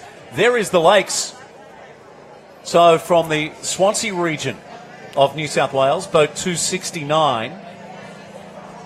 I think that's a battle for 4th, 5th and 6th at the moment. Yeah, so they'll be grinding. Look how close they are next to that next boat there. You know, I think there's actually 3 crews right there, all in that one shot. So they're all that's a serious race, and that's going to hurt the whole way home, having 3 boats, you know, competing that hard all the way. So their crew, as we can see on the screen, Vanessa Fordyce, Carey Miller, Tim Allen, Gio Ciccone, Frank Calcara, and boys in seat 6 is Dee Van Roosmalen. Now, I'm almost certain that she's the mother of Tegan Van Roosmalen, the Paralympian. A fantastic breaststroke swimmer and competed at the Paralympics and also won world medals in Paralympic swimming. It is amazing how the sports people can transfer. And, families have this sort of talent within it, and they can transfer that to all different kinds of sports. So it's no surprise really there. By the way, the lakes, that boat 269, it's called Migaloo, and Migaloo is named after the white humpback whale that's been sighted off the shores of Swansea and Newcastle when migrating. So there they are again. Yeah, you'll notice with a few of these boats, you can see there for a great view, is they've got covers on them where they're sitting. So that's so that the water doesn't come up over the top. Not so much of a problem for this race in the morning, but once that wind comes up, you can see seat 5's unzipped there. So if they do take on water, it's up to those middle guys to bail that water out, because the canoe can get very heavy and, if not, sink if you don't. So you saw also with that green boat the word Currumbin. So my old stomping ground, going to Palm Beach Currumbin High School, but a famous area. Chris Maynard heavily involved with that club, and he's a legend in lifesaving circles in Australia. Yeah, Chris is a legend in lifesaving and in outrigging. He's he's a great all-round waterman. He's got it all sorted, and he's probably heading up this crew. He's inspirational with everyone with his sport. You've got to say, boys, drone footage has revolutionised covering sport, particularly the sports that you guys do. Yeah, back in the day, or even watching movies, used to be helicopters. You see the yellow helicopter over on Maui, taking the photos of the guys on at Surfing Piahi, and now we've got drone footage. Guys, paddling their canoes, and the drone's literally buzzing right over their head. That's not possible with a helicopter back in the day. So it is super cool to see, and you do get a really good feel of what those crews are going through. So the boat we saw was 489. There is an Outrigger Australia crew 490. Bernie Ricks, Cherie Noblu, Craig Halliwell, Matthew Marshall, Sue Dorries, and Gavin Jordan. And the Dorries name, of course, famous as well. With Peter, of course, who was in the original Coolangatta Gold movie and raced for numerous clubs on the Gold Coast. Yeah, and I've actually I compete with her daughter now, his daughter, Kiali, and she competed for Australia earlier last year over in Denmark for the stand-up World Championships. And another great athlete, and you see that talent does flow through. It looks like they're actually having a battle. Outrigger Australia, that crew you just mentioned, Steve, is having a great battle with Rockhampton, who's actually just taking a left-hand course at the moment. They've just actually gone to the left a little bit more of that Outrigger Australia crew, so they're obviously lining up their homeward journey. Potentially trying to tuck in out of the wind a little bit too, coming into the left there. So interesting to see that tactic. So you feel like they're looking for coverage? Potentially. I know if that wind was up, I know, especially on a stand-up, I'd be looking for a bit of coverage for sure. It's not so bad in the six-man canoes, but any bit of coverage is going to help, and you always have to weigh up: is a different line going to help that, or is a different line just going to mean more distance to paddle? And it may not always help. Basically, extra distance, but more wind resistance. It's not always the go. The 5th annual Sydney Harbour Challenge, thanks to Destination New South Wales, AOCRA, Ocean Paddler Television, and the streaming guys. And just outside our marquee, look at everyone in anticipation. Lots of pink vests there getting ready for the women's race. But can you predict what time our winners will finish in? Race time, 1 hour, 17 minutes precisely. Yeah, well, I look at Northern Beaches they've just gone over the 2-minute barrier, 2 minutes in front of second place. That's remarkable. And they really answered our question of whether they can hold on. They did that and some. They've extended that lead, and would be good to see what the record is, because they are gonna. I can't see many crews going that fast. Well, our people are talking to Wayne Hepton's people, and hopefully we'll find out what that race record is at some stage shortly. But they are absolutely flying. Gawley, can you see what kind of... are they upping their tempo? They're around 13 to 14 kilometres an hour. I think, they're still staying around that pace. So what they're doing, it looks like, is they've just got a nice, long, even, strong stroke, and they're not getting too erratic, and getting, that tempo up is what's going to cause the crew to hit the wall, so to speak. So they're grabbing the water, they're pulling through, they know they've got a commanding lead. Now it's just about improving themselves and racing their own times. Gee, we just saw a great shot of some of the swells rolling through the harbour. Absolutely, that's what the timing's so important for. So, if you do get too erratic and you start to panic, those swells are going to basically knock the wind out of your sails. You have to keep in time and negotiate those swells. And, you can see all these crews so close, so tight together. You can't panic. Look at that shot. You can see those. I think it's actually a boat wake from the ferry going by. Yeah. They have to go up and down, and those boats are slapping. That's when the covers really come in handy, and they might have to get the bailer going. So if those crews cop those type of wake on the other side, that could potentially lift that armour up and cause the whole crew to fall in. So what they're doing right now, they're tired. They can see the home stretch. They're doing their best to get to that finish line as fast as possible, but they're also negotiating these boat swells really well. We had the Honourable James Griffin with us earlier, and he was delighted that Bondi were back in the field.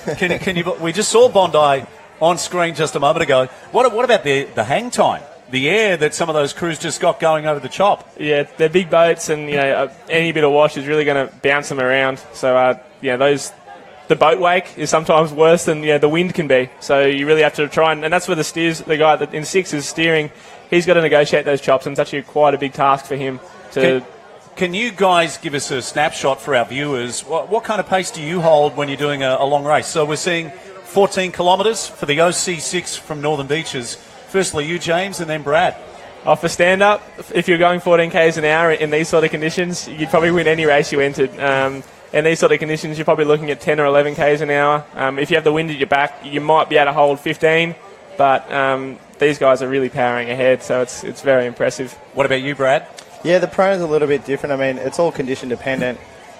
In these conditions on a prone board, you'd be up around the sups. 10 to 12 kilometres an hour would be good. I mean, these guys are motoring. We wouldn't go anywhere near them on our craft. You'd be looking to draft them, yeah. if anything.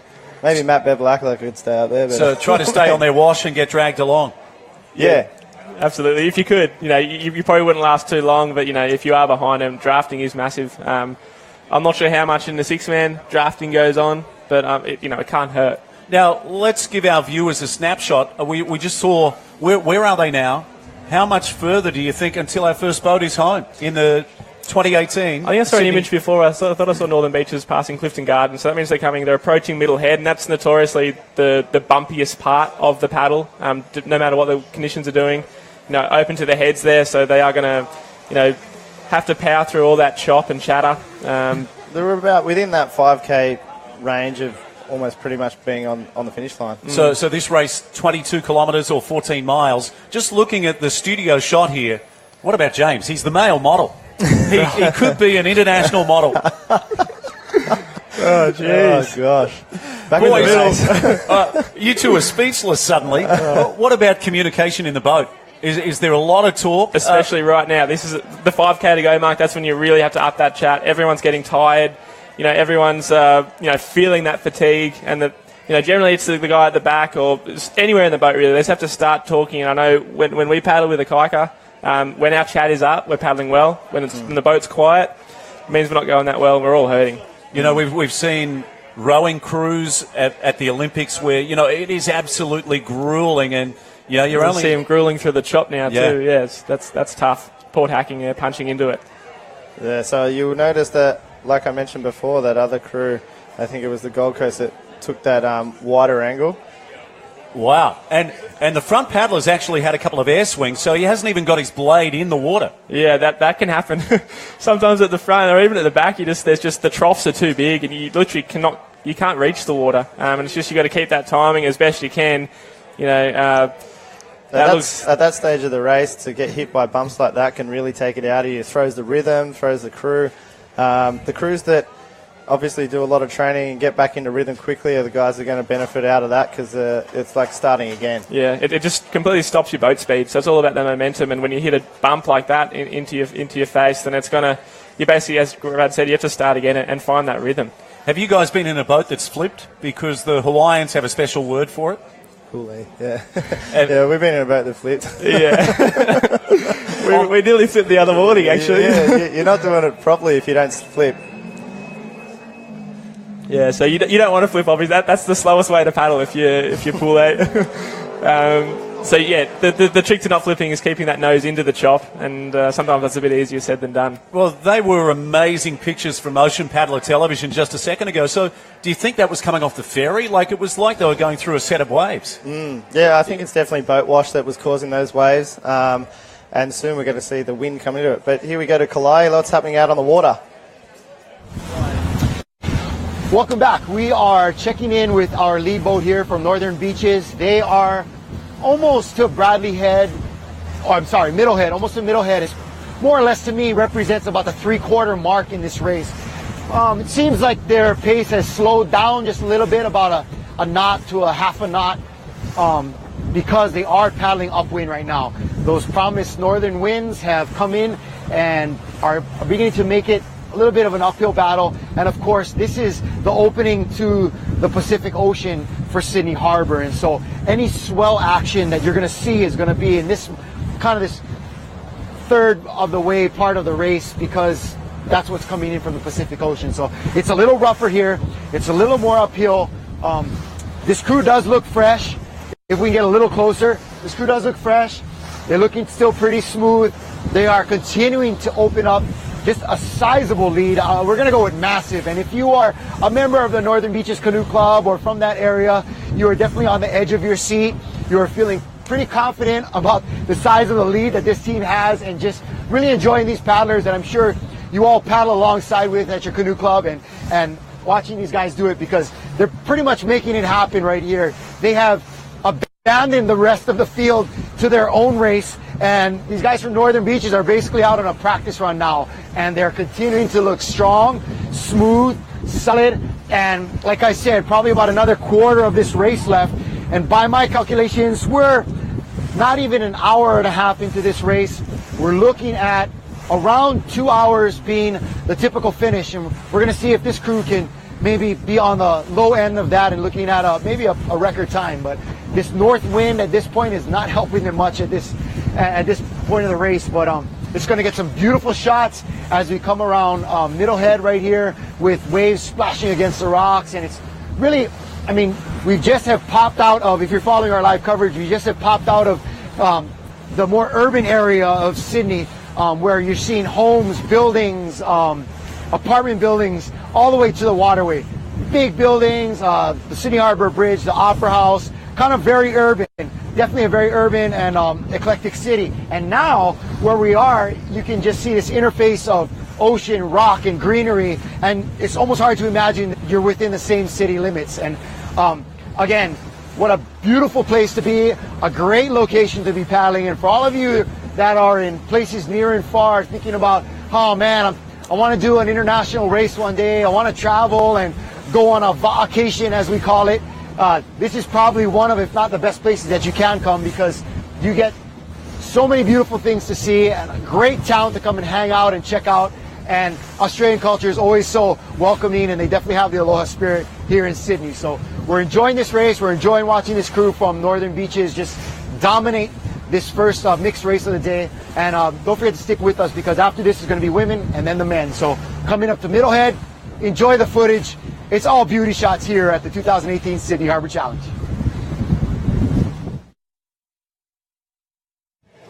Thank you again, Kalai, and great update. Yeah, a vacation. I could find myself going on one of them, Kalai, around the time of October, mate. See you over there. We just saw Northern Beaches then, and their timing and their tempo, I know we harp on it, but they were long and strong, and you saw a lot of the other crews, they're a bit faster, a bit more cadence in their stroke. But look at the crew there right now out in front. That's why they're doing it. They're Lee's setting the crew up really well. Look at his stroke. He's right out in front. This is towards the end of the race. They don't even look like they're faltering at all. They look like they could go all day. Yeah. So, boys, just on heart rate, like where would you guys be when you race later on this afternoon at 2? Like beats per minute, are you going to be up around the 180 at some point, maybe 190, and then, like at the moment, they probably look like they're at a pretty comfortable rate? Yeah, I'd say they'd be sitting around 100, 130. It depends if our steerer starts paddling with us, then our heart rate will be about that. But if not, we'll be around 200. Yeah, I know. It's your heart rate, once it gets up, it's hard to bring it back down. So, after the start, you really have to try and settle back into that pace. And, you can see, look at the Northern Beaches, they're just, cruising along. They don't even look like they're sweating. They're looking very strong. So, Gawley, you'd know about this crew. Like, how often would these guys be on the water? Like, is it 5, 6 times a week, perhaps? I'd say at minimum. I know Lee, very dedicated paddler, and Grant kind of heads the club up, and he's very stringent on training. And these guys, I mean, they're passionate about it, they love it, and it's showing right here. They put the time in the water, and they're paying dividends when it come race day. And from what we're seeing here, this would be a mini goal for them, because World Championships being held in Australia next year. Yeah, I suppose every event leading up to, this is the main event, but every event leading up to, say, Molokai or something like that, you're looking to better yourself and change things around and everything like that. So I suppose that they're getting a lot of experience out of this, even though they're not battling with other crews. They're learning more about their crew. So they're going to take that home with them and the win, and, good on them. So, boys, your home waters, where are they now? Can you tell us? Yes, it looks like just in there is Middle Harbour. So if you follow that in, you get to the Spit Bridge, and that's where a lot of stand-up paddling training groups paddle out of. You can see Grotto just to the right there in a big swell. You can get a little bit of a wave there. But yeah, this is middle head. So this is the bumpiest part of the course, I'd say. And you can see the little chops and the nor'easters starting to blow up. But yeah, the Northern Beaches crew is just powering, making it look easy. Yeah, you'll notice through the other parts of legs of the harbour, they're hugging the coastline and going around those turning buoys, or they're up underneath the bridge. They're the most exposed at this point of the race. They're out in the middle of the harbour. They're furthest away from land. They're open to the exposure of the elements coming through North and South Head there. So it's not too much going on there, but Northern Beaches look like they're making it easy. And boys, the vision just then is it's a great race, but two teams inside the top 10. Not going to feature in the top 3, but Noosa and Bondi. Singapore is in the mix there, and also the Lakes, but Northern Beaches followed by Gold Coast. They're 1 minute and 46 behind. We're seeing Port Hacking again, so that's 5th place with 1 hour and 30 minutes gone. So you can see the Gold Coast have lifted again, like we said. They've come around that corner and they've lifted and they've closed a little bit of that gap, but I think it's going to be too far for first. But they're obviously aware of the other crews coming from behind them, and yeah, it's crunch time. They almost see the finish line in their sights. So yeah, as you can see, there's not much in these crews for second, third, and fourth. One little mistake or a wrong turn, or come out of rhythm, or hit those boat chops and then come out of them not in rhythm, that can cost you a position. The gap between second and third, so that's Gold Coast and Outrigger Australia, is 6 seconds. That's going to be a really good battle to watch, and you can see how close they are. And it'll be interesting to see which team makes a bit of a move first, because it is a fair way to go yet, and it is some choppy water. And if you go too early, you could open yourself up for a late surge from the other club. And then the gap back to fourth. So in fourth place at the moment is Rockhampton. They're just 13 seconds behind. So there still could be some changes, particularly for the minor placings. I mean, 13 seconds is really nothing. It's you're looking at a couple of boat lengths there. And I said before, one little mistake and error can cost you a position in this kind of conditions. They'll be looking at grinding into these short little bumps and making sure that they're stroking together and maintaining a good rhythm. They'll be feeling it now. They'll be sore in their backs and forearms, and it's important, like James said, to keep the morale of the boat up and have that team chat and execute the race plan that they've all decided on the beach before they started the race. So what are you seeing here, James? Yes, I think that could be Dobroyd there. So that's in a big swell. There can be actually a little bit of a wave that can break there, and you can see it just sort of stand up, and you see the boat bounce around, there. So there's the ocean basically. So there is swells coming through there. I was actually out there yesterday afternoon, and there was some serious swells bouncing off North Head. So they're going to feel it all now, and they're trying to keep it in time and basically just grind towards that finish line. Because it is a paddling festival. You're in action tomorrow. Yep, tomorrow as well. So I've got a race this afternoon and then a stand-up race. Just the half course, basically, bridge to beach. So we're going from the Harbour Bridge back to Manly Wharf. And it actually looks like, fingers crossed, we've got a southerly wind, which is the perfect condition, really, opposite to what we have today. So we'll be surfing those bumps to Manly Wharf, I'm hoping. Might even find myself joining you if there's a southerly wind. Yeah, a lot of people come out of the woodwork when the conditions line up. So elapsed race time is 1 hour and 33 minutes. We just saw a shot of Team Gold Coast. It was a zoom shot, boys, but it looked like they were fairly close to the headland. Yeah, they are. Have a look at it right there. They're getting very close to the rocks there, and they might be milking some of that backwash as well. Although it is a headwind, sometimes you can find little bumps up into the wind just from that refraction from all that swell and chop bouncing around. So they're looking for something, that's for sure. Now, I know about you guys. You'd study the forecast. Tell us, James, at 2 o'clock this afternoon, is it a howling nor'easterly? And if these guys are doing 14 Ks, you guys might get up around 17, 18. Is that feasible? With the wind, for sure. I guess the problem with this course, or for us, is that northeasterly is only going to get stronger. So we're going to start with the wind at our back, and we're going to paddle all the way down to the Harbour Bridge past the Opera House, turn around, and probably when we get to Bradley's Head, we're really going to feel that northeasterly wind right in our face. So it is forecast to get stronger and stronger as the day goes on. So it means we're going to have a nice ride down, but we do have to come back. So I'm not too... If what forecast happens, then it's coming around Bradley's Head could be like hitting a wall. Yeah. So you change your kind of your stroke rate and you adjust within the boat to suit the conditions that you're heading into. Hope you're enjoying the coverage. It's all thanks to Destination New South Wales, the 5th annual Sydney Harbour Challenge. Steve Allen, Brad Gall, the 2-time Molokai winner. And what incredible paddles they were. Since then, he's also done Bass Strait, which I've just got to say there's one word for that. Crazy is a good word, but I was going to say phenomenal. And, of course, James Casey with us. And, James, congratulations with everything you've done. I've seen the hydrofoiling. That looks amazing. And I've seen you absolutely ripping at sunset on the stand-up as well. Yeah, it's lots of fun. I like to mix it up, I guess, a fair bit. So, I've done a couple of the races like this in the 6-man, and I do a fair bit of stand-up paddle racing, and just recently the hydrofoil has been coming out, and I've actually managed to do a couple of races on the hydrofoil. Surprisingly, when the conditions are right, you can beat surf skis, and you'll probably be competing with these guys too in a 6-man. But you need the conditions to be right for the hydrofoil. But look at that shot. That's beautiful. Right up next to the cliff there. They're working hard, getting through, getting close to the finish now, boys. So what are you seeing, Gawley? I think Sydney, Northern Beaches are just coming up to that section there where they'll come up the end of Middle Head and they've just got the home stretch. So they've got the finish line in their sights. Gold Coast are maintaining that second spot very well. Outrigger Australia are battling up there with Rockhampton and Port Hacking. The Lakes are in there and the Singapore boat. So as we predicted, all these boats are coming together for their run home. Let's see what they can do. I guess what it shows too, boys, is we're just over 1 hour and 36 minutes into this race, but how quickly conditions can change.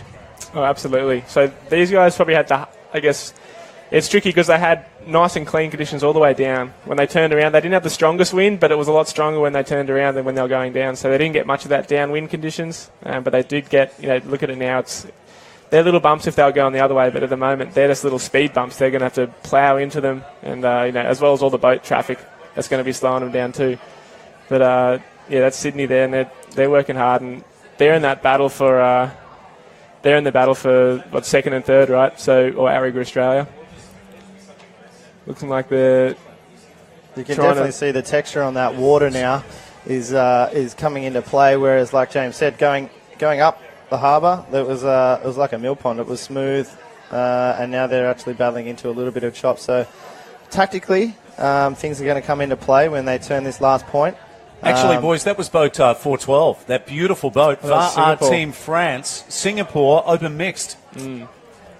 Yes, looks like they've borrowed a boat, and they're right in that mix. So they're working for the minor placings. Northern Beaches have run away with it, and you got Noosa and Outrigger Australia. It's reminiscent to this race last year in terms of time, where Outrigger Australia were over 3 minutes clear to the nearest rival, Gold Coast, and Northern Beaches came in third last year in 2:04.08. So it could be a similar size victory for Northern Beaches this morning. Yeah, I mean, they really answered back, didn't they? Come back from third to smashing it this year. But, it looks like that they'll have at least a 3-minute lead or win. It looks like it's going to be a much closer finish for second and third this year. Last year we looks like we had 4 mins between second, third, and fourth. Looking at that image there, it looks like it's going to be a matter of seconds. So it's going to be an exciting finish, I guess. Yeah, I mean, it's been a magnificent start to the day, and the countdown continues. The women, they're loitering outside our marquee here at the moment, getting ready for action. So that race at 11 o'clock, and then you guys, the Thunder, comes on at 2 o'clock this afternoon. And you said about the Red Bull team and how exciting it is to have them back here, and you said it's an honour to race against them. Yeah, I mean, it's inspirational. You learn a lot from watching those Harbour crews, and them and Pacifica and Cronulla and all those guys that head up this kind of category. They all just show us how it's done, and it's good to learn off people like that. By the way, Master Mixed last year, so that's the 40 to 50 age group. Surfers Paradise were number one in 2:01.35. Hakili from Cairns, 2:03.05 last year. A New Zealand crew, they called themselves Guns N' Roses, in 2:03.25. That was in the master mix, so that's the 40 to 50 age group. Also in the top 10 last year, crews from Newcastle, Tweed Heads, Rockingham in WA and Singapore. So really an international flavour. It's one of the biggest races in the Southern Hemisphere. Oh, totally. So there we go. Live GPS on our screens at the moment. Look at that gap from Northern Beaches. Yeah, look at the battle for second as well. You know, any four of those boats really, they could all, you know, potentially get second place, and it's going to be a big battle for those second, third, fourth, and fifth. You'll notice that we said about the Northern Beaches crew holding around the 13 to 14 mark, going up towards the turning point under the Harbour Bridge. Now the bit of that wind and chops come into play, and they're around the 9 and 10 mark. That's not them slowing down. It's just the conditions and how that can come into play when it comes down to the finish. So these crews fighting for second and third and fourth are really going to, you know, utilise that and have to time their run to that finish line with those conditions in mind. By the way, boys, just for our viewers, so there's all mixed age groups in these races. So there's 19 to 40 years, there's 40 to 50, there's senior master mix, so that's 50 to 60 years. And last year it was Mooloolaba in 2 hours.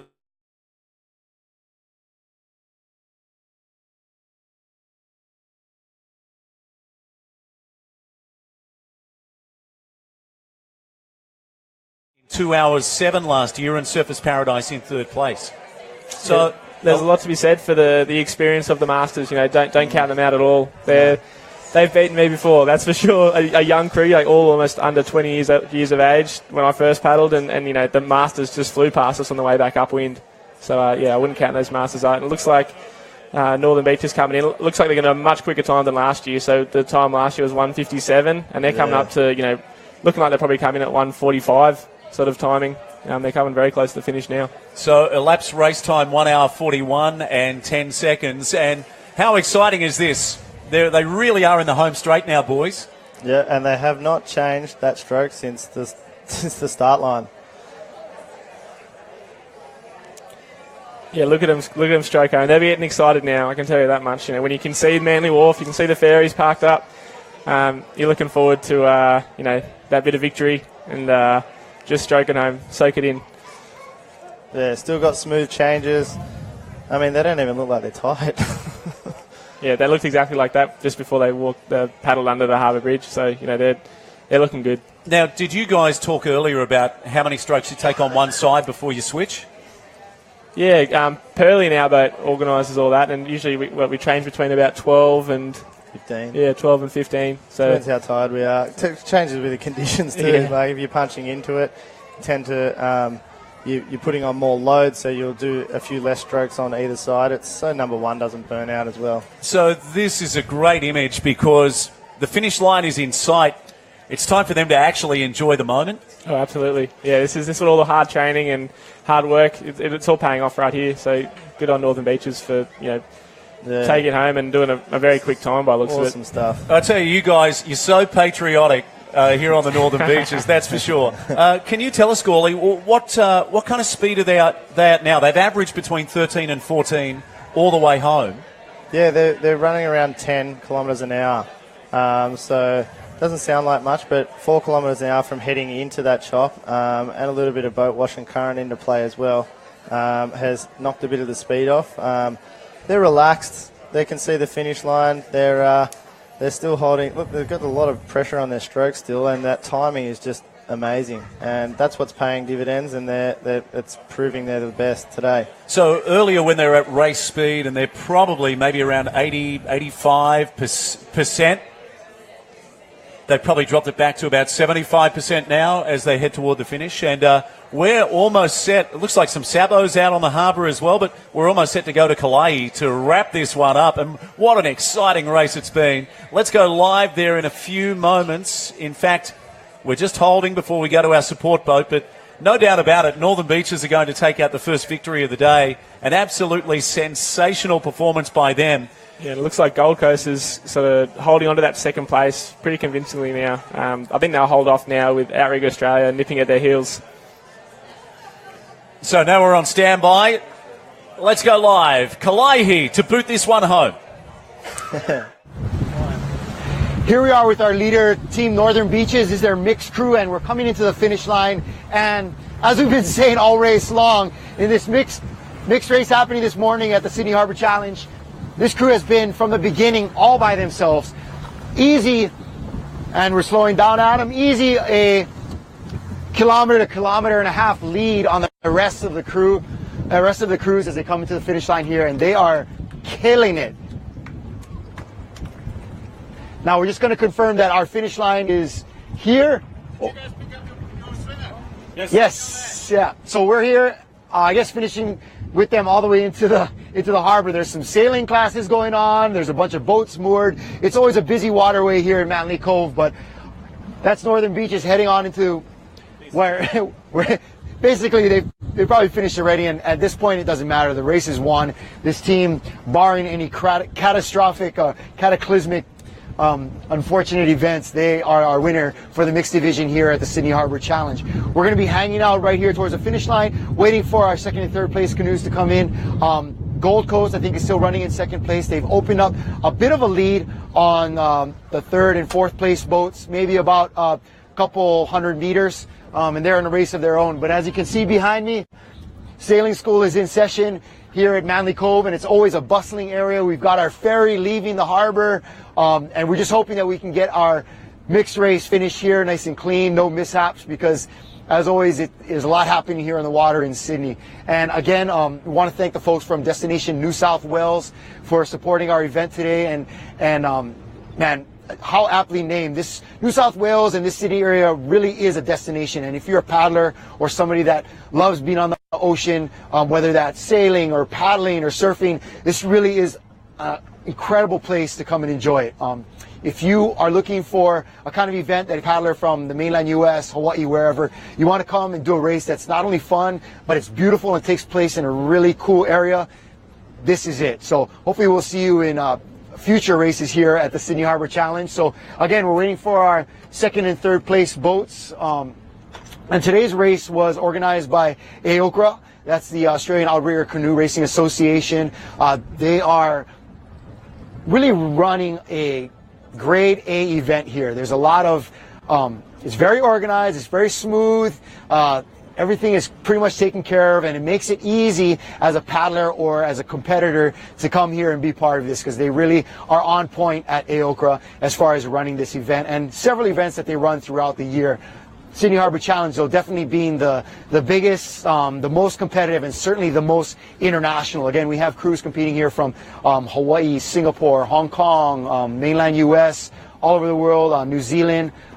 So real international participation, and a place that Australian crews and get to see other countries and be able to measure themselves against some of the best in the world. We're looking forward to the women's race coming up after this. They have some solid teams like Maluluba, Northern Beaches from right here in Australia, but we also have the Outrigger women's team here. They placed second at the Navahini o Kekai. That's the crossing from the island of Molokai to Oahu that takes place every year, and that basically is seen as the World Championships of long distance outrigger canoe paddling for women, just over 40 miles there.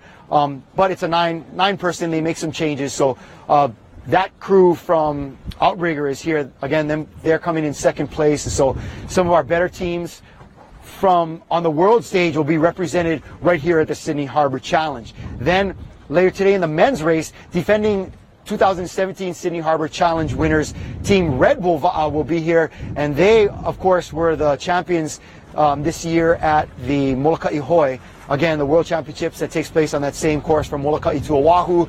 Team Red Bull Va'a was made up of a mix of Tahitian and Hawaiian paddlers during the Molokai Hoi, but in last year's race and again today, pretty much all of the paddlers will be from Hawaii, except for the steersman, who is a Tahitian born. So kind of cool, again, international participation, and a lot of crews that are bringing in paddlers from all over the world within one crew. So looking forward to all of that. Again, we're going to kind of spin around our boat here and catch up with our second and third place finishers in the mixed division at the Sydney Harbour Challenge. Our boat captain Adam is going to give us a nice spin off to the right, where we come alongside of these these canoes, and hopefully we don't get creamed by that ferry crossing us in the background there.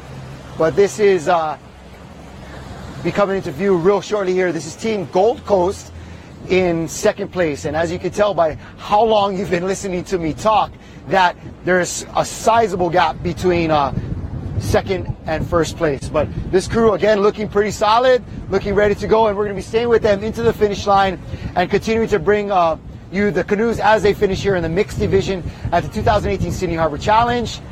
We've got the best view on the water, and you've got the best seats in the house there at the studio. Beautiful day to be racing. Bit of a north wind as we come in, a little bit of a headwind, but the crews are looking fresh at the end of this race, looking like they're ready to go back out and do it again.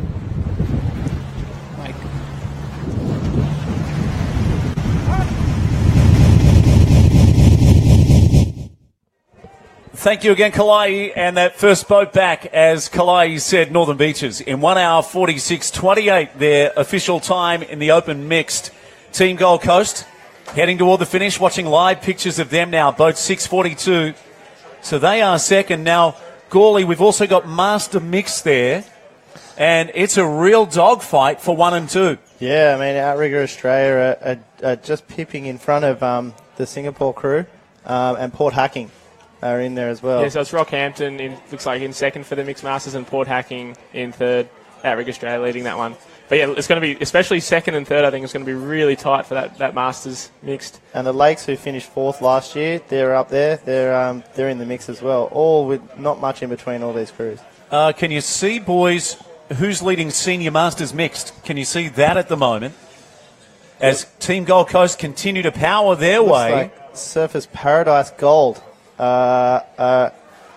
leading that. Yeah, the Senior Masters, and looks like Panamuna, Tri-Nations in the second. But yeah, looking at Gold Coast coming in here now, and this is a great part of the race for them. They're finishing up, and they've had a solid second place finish.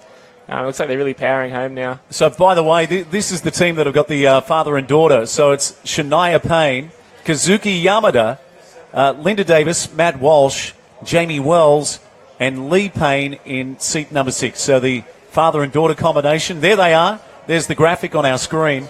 As Gold Coast, boat 642, on their way towards second place in the Sydney Harbour Challenge. Yeah, what an awesome achievement. Having family in the boat, front and back there, just taking it out. Yeah, it's very cool. Yeah, so they're coming in through the boats. And then I guess the next race, they've got second sewn up, so they've done a really good job. Couple minutes behind the Northern Beaches crew. So past a couple of yachts here, you can see just on the right of screen, it's almost in the centre of the screen, there's a marker buoy. When they pass that will be their official time. So 1 hour 46.28 for the Northern Beaches.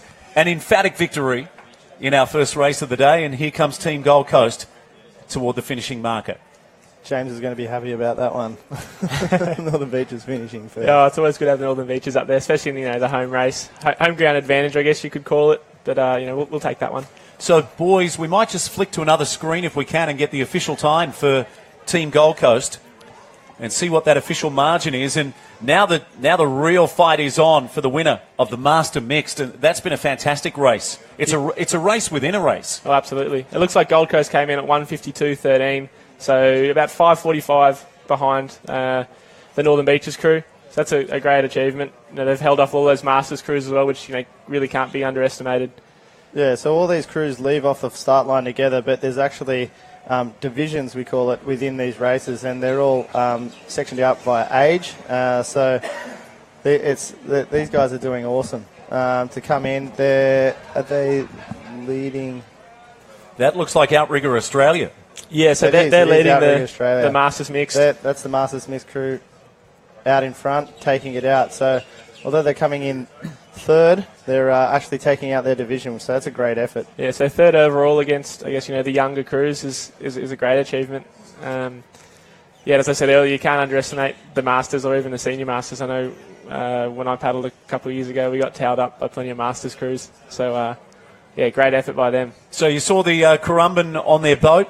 Home club previously to Travis Grant, Chris Maynard, and also Jasmine Kelly. And they're crossing the line now. So we'll look for an official time for Outrigger Australia. Yes, looks like Outrigger Australia now. They've come in. They probably stopped the clock around that sort of 153.37. And look how close the next boat is. Yeah, it's breathing down their necks, literally. They're just crossing the line now past the aquarium there. And So what a fantastic finish. And Yeah, they're coming you can thick and see. fast. Port Hacking Port next. Hacking. right there. That was a really tough battle for those three. The mixed masters would have had...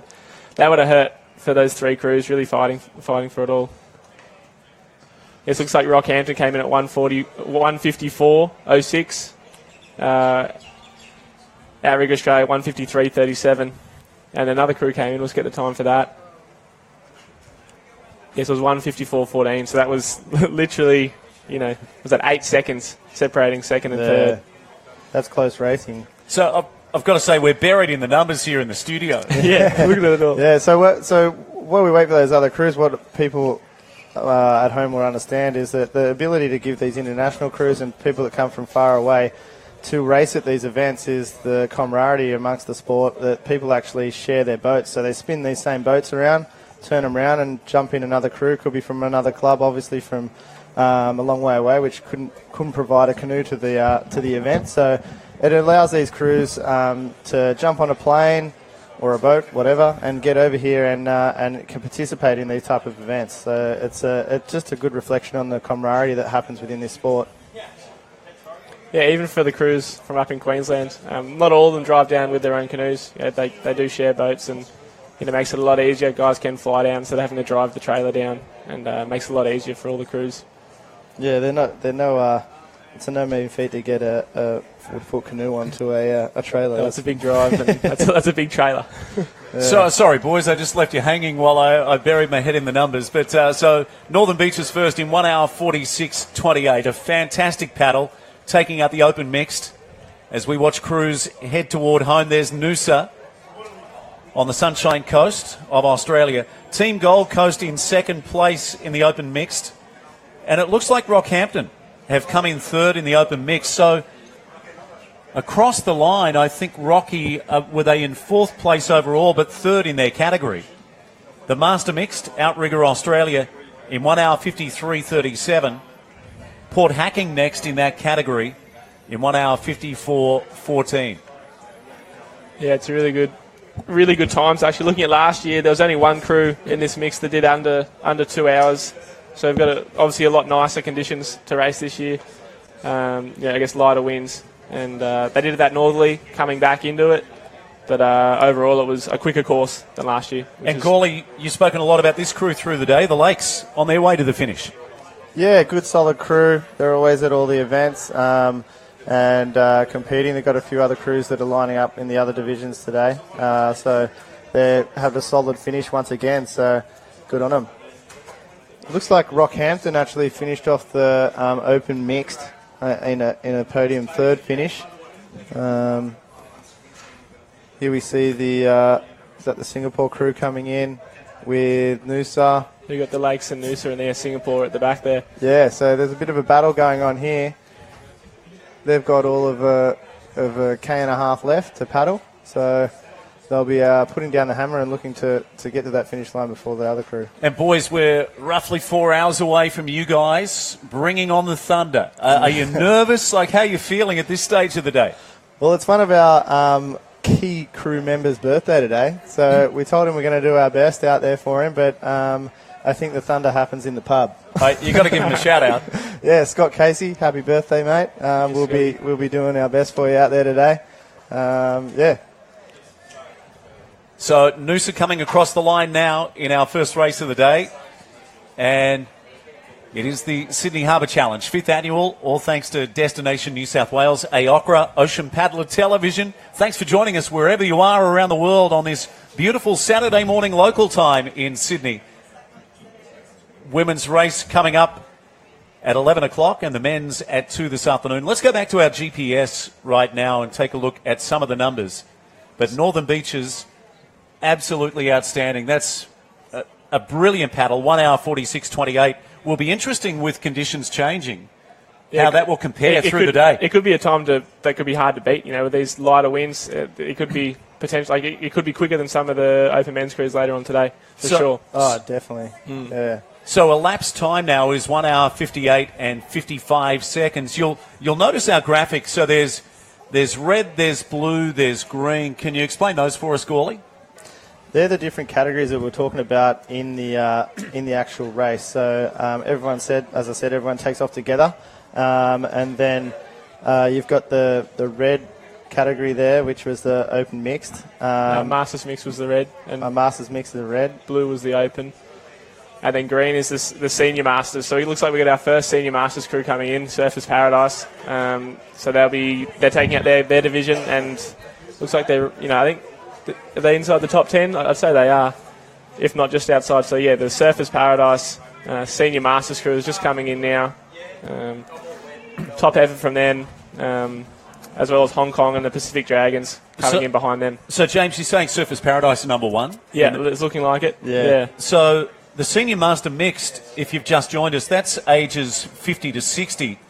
And Surfers Paradise last year third, and they were 9 minutes off the pace.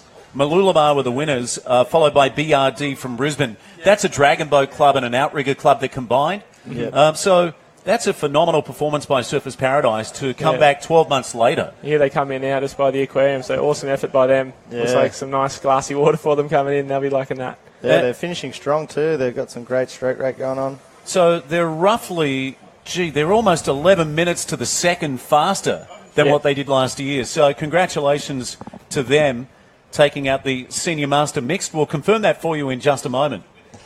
Yeah, really good effort by them. And looks like we got Hong Kong and the Pacific Dragons coming in next on the Masters Mixed Cruise.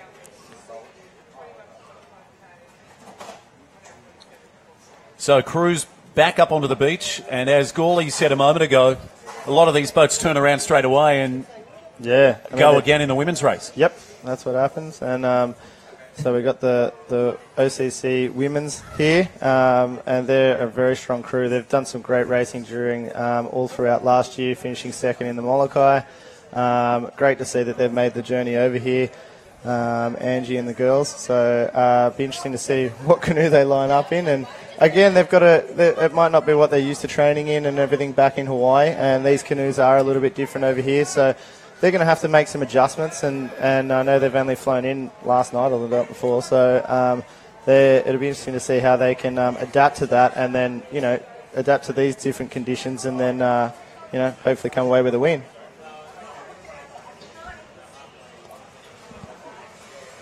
So the reigning champions in the women Outrigger Australia, they were winners by about 2 minutes. Mooloolaba in second, Northern Beaches in third. Look, James Casey is about to leave us. Again, well, let's give him a standing O, Gawley, for the thanks, guys. former SUP World Champion. I'm going to step out and get the winner from the Opens crew in. Lee Wilson. We should keep that standing O going for winner of the first race of the day. Well done, Lee. Well done, mate. How are you, mate? Great to see you. Good. Fantastic performance. We're just going through some of the numbers. 1 hour 46.28. A win by 5 minutes and 46 seconds. And kind of reminiscent to last year where, you guys just took off. Last year, Outrigger Australia, the champions, but just right from the word go, you laid it down and you held that rating. In fact, you're a couple of kilometres faster through the whole journey. Yeah, we just had a bit of a game plan not to let ourselves lactate early in case there was a challenge somewhere through the race. And we just went out solid, but well within control, and it just fell into place. Yeah, it looked really controlled. We did say that they've gone out really hard here. It'll be interesting if they can hold on, and you did everything fell in place, and you just even extended that lead as the race went on, and it was awesome. Yep. Lee, tell us about your crew. Who's in the boat? Well, we're just a little group of people. We're a small club. We've only got 3 teams here, but everyone trains really hard and puts the effort in, and it shows. So we've got Nick in seat 2. He's a bit of a powerhouse. He's coming, he's been in the club a couple of years now, and he's really coming through, and I think he's going to be like a real force to be reckoned with. And then we have Maria. Maria kind of holds our club together, especially the girls' part. She makes sure they all turn up to training, and she's an asset to the club. It's really good. And then we've got Grant. Well, we have to drag the old boy around. He's still going. He does his job. That's good. And then we've got Jodie in 5. She's new, and she's most improved in our club this year, I'd say, by far. You know, they're all sitting outside the marquee. I think we can drag them all in for a bit of TV time, for a bit of worldwide coverage. Well done to Northern Beaches. We said it was an emphatic victory. It was 18 minutes faster. I know condition dependent and there's a lot of things that come into play, but to go from last year's time and then knock 18 minutes off, that's like, in comparison, sort of 4 to 5 Ks. That's ridiculous. That's an unbelievable improvement. So what did you do? Did you go away last year and say, hey, we're going to work on this and then come back this year and we wanted to smoke it? So I think everyone just wanted to get a win, and so everyone just tried really hard. Yeah, so the training that went into it and the hunger, and obviously everyone's just as passionate for the race as well. So it just paid dividends, all that training, and you got the victory well and truly. So it was awesome. Hey, Lee, there you guys are. Let's throw some chakras, a bit of the kind of... Well done, guys. It was just fantastic. We spoke during the race. Did you have GPS in the boat, and did you know that you were averaging about 13 to 14 Ks an hour, which is flying? All the way to the bridge was roughly 14 Ks an hour, and then turning, coming back, even held that even again, and turned Bradley's head, hit a bit of chop. Came back down to average 10 Ks an hour all the way to the finish, but I think it was just condition dependent. It wasn't really them dropping off. I think that they just hit the different condition, had a little bit more headwind, and like we said, for the races coming up, these guys just powered home. Lee, is it one of the biggest wins you've been a part of? Yeah, look, it's a good win. It's just good to win with such a little group. You know, like, we're not a big club, as I said, and everyone's just dedicated, and you know, it that's what makes it good. You know, is that it's with our club, with our team, and everyone put the hard work in. What are the goals moving forward? Oh, we want to try and win a couple of races at state titles and nationals, and then just keep building and see how we can go. We speculated how often you guys would get on the water. Like, is it 4 to 5, 6 times a week plus some gym sessions? Like, how professional is this organisation?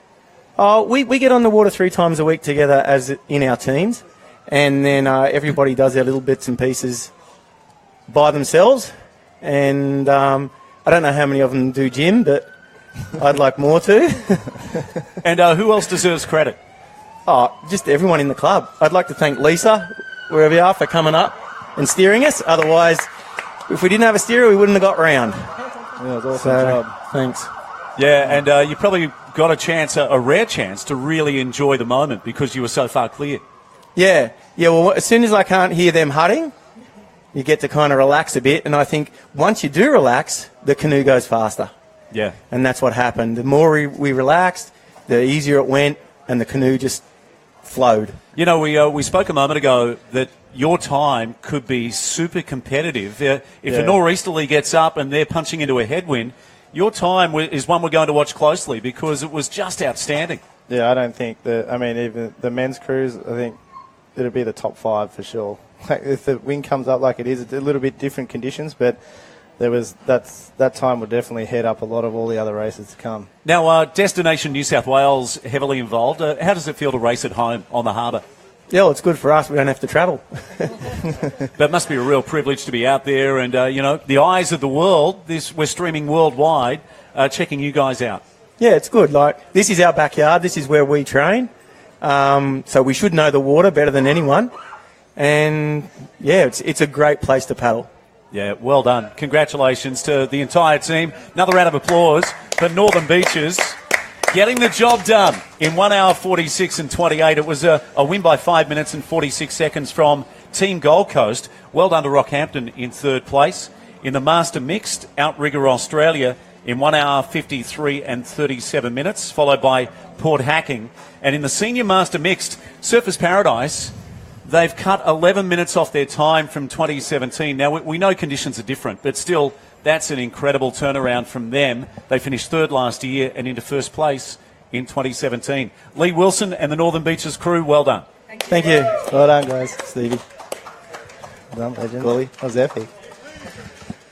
So, a lot of the crew's back on the beach now. We'll take a look at the GPS and see who else has come back across the line. in our first race of the day, the 5th annual Sydney Harbour Challenge. What a pleasure to be with you. And Gawley, what can you see now? We've got Port Macquarie Open mixed. We've got Noosa, the Masters mixed, finished 7th overall. We've got Surfers Paradise Gold, the Senior Masters mixed team, finished 9th outright. And I think they've just taken out the Senior Masters mixed division, which is awesome. As we can see on the screen, we've got a lot of other crews still coming in. Massive event. They're all a part of different categories, all mixing in there together now. So although they're racing each other, they might not be actually aware of where they are positioned in their category or division. So it does throw a little bit of into it play when they look across and you are sort of match racing the crew next to you. So a lot of these crews are vying for still top 3 positions up for grabs. So elapsed time now, 2 hours and 10 minutes. Lee Wilson, of course, as you know, a star of surf life saving, and a lot of those athletes cross over. Yeah, I mean, Lee's got a great paddling and kayaking background, and that's crossed over into his outrigging, and we've just seen a good demonstration of that. A lot of those sports do cross over, and so surf life saving with the paddling and board paddling and stuff like that. So it's really good to see that people actually do make that change and cross over and venture into different sports and can do it so good. Let's go to Calais out on the water and watch as other people finish. All right, welcome back from the water here at Manly Cove, and we're just having some of our middle-of-the-pack finishers for our mixed division here at the 2018 Sydney Harbour Challenge. Congratulations again to our winners. Just a smashing performance by the team from Northern Beaches. Interestingly enough, they were the 3rd place finisher in last year's event, and obviously did their homework in this last year, and came back here and just laid the smackdown. They were easily 1.5 kilometers in front of 2nd and 3rd place boats. They looked smooth, they looked strong, put on a good finish right there. Good job by Northern Beaches. In 2nd place, it was the team from Gold Coast. Great performance by them as well. And they were probably at least about 300 meters in front of our 3rd place crew from Outrigger Australia. Although it is important to note that Outrigger Australia crew was a senior masters crew, some of our more experienced and seasoned paddlers, and for them to be coming in the top 3 and getting a bronze medal here, to stick with our Olympic theme we got going on right now, for them to get a bronze medal is pretty impressive. So they actually put in some work today, and across the top 3, great performances from all of our crews. Everybody today in our mixed division, pretty nice race.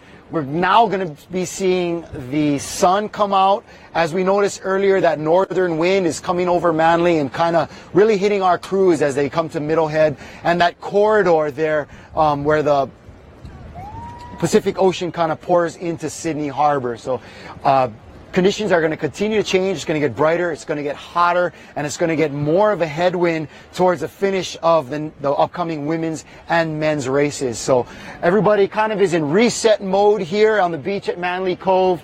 Our women's crews are making their ways to their boats. They're making their exchanges in crews.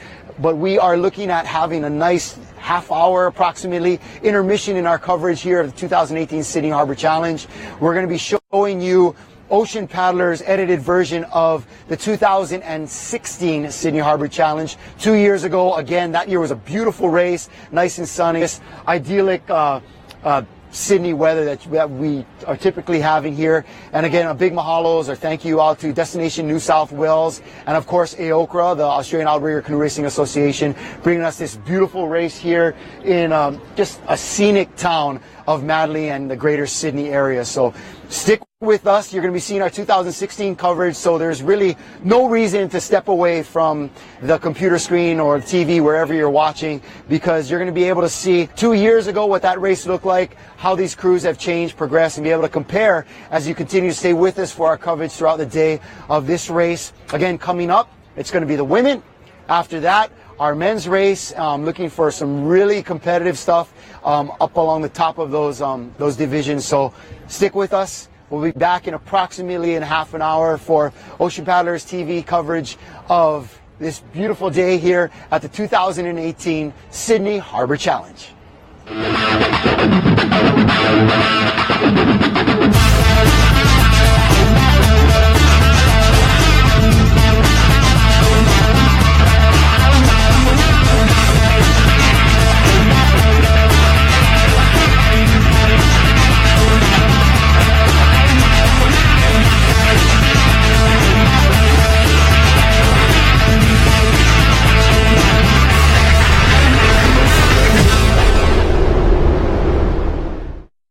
Aloha, I'm Kala'i Miller and welcome to Ocean Paddler. On today's episode, we head down under for one of the largest and most competitive six-man outrigger canoe races in the world. We're talking, of course, about the Sydney Harbour Challenge presented by Hawaiian Airlines. This event has grown tremendously over the last few years, now attracting over 1,000 paddlers. And it's easy to see why. With the cool and relaxed Australian lifestyle, the beauty of the race course, and of course the opportunity for an international mix of paddlers to mingle and compete. So let's dive right into the festivities and the multiple races of the Sydney Harbour Challenge presented by Hawaiian Airlines.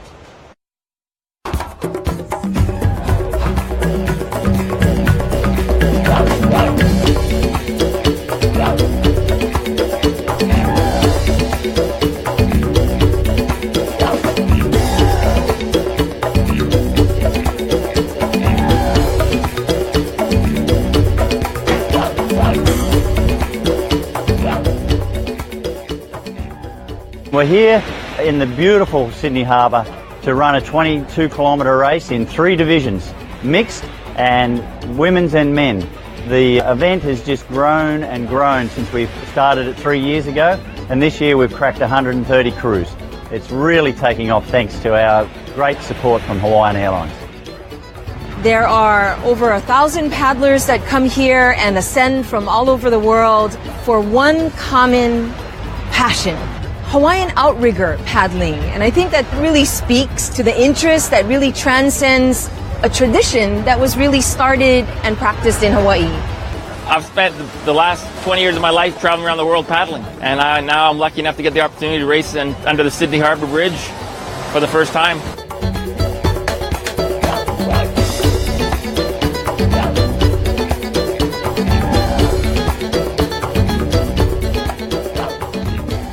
This morning we're having a welcome to country done by the Indigenous local community, and that'll be the introduction to the Australian Indigenous culture, and then we'll have the Hawaiians doing their culture. Now, Australia has their own native practices and cultures, and it allows us as a culture to come and have an exchange at that level. It gives you a real feeling of welcome and also competitive spirit. So it's great. The opening ceremony is essential. It's a great part of the day.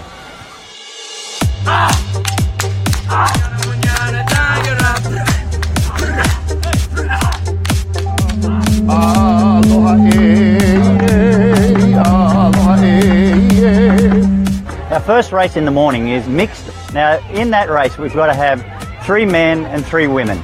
You can have a woman steerer or a guy steerer. It's up to you to formulate the best combination of your crew to get the maximum speed out of your boat.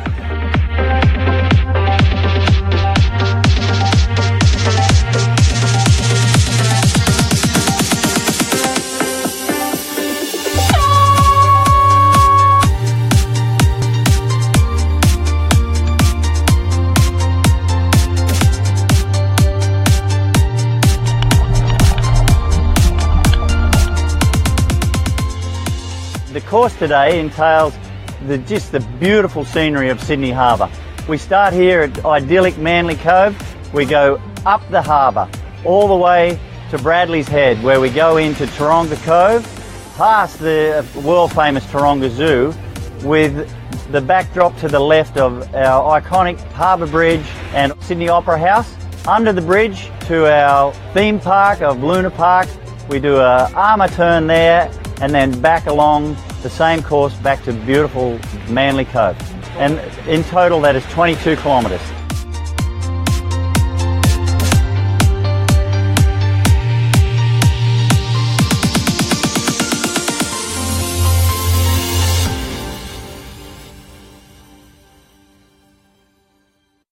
The mixed race takes advantage of the relatively uncongested waters in Sydney Harbour in the early morning.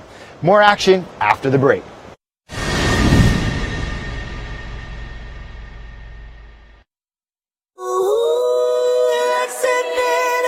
Sydney, surrounded by pristine national parks, riverways, stunning water views, iconic beaches, and coastal walks from the north to the south. all with the beautiful harbour at its heart. You'll love every second of Sydney. Discover more at sydney.com.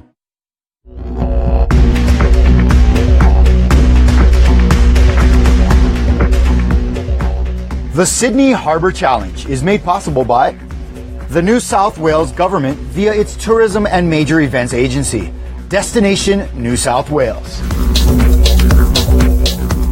AOCRA, the Australian Outrigger Canoe Racing Association.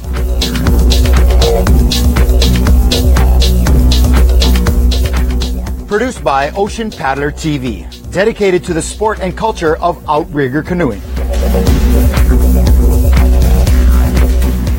And co-produced by The Streaming Guys. You are now live.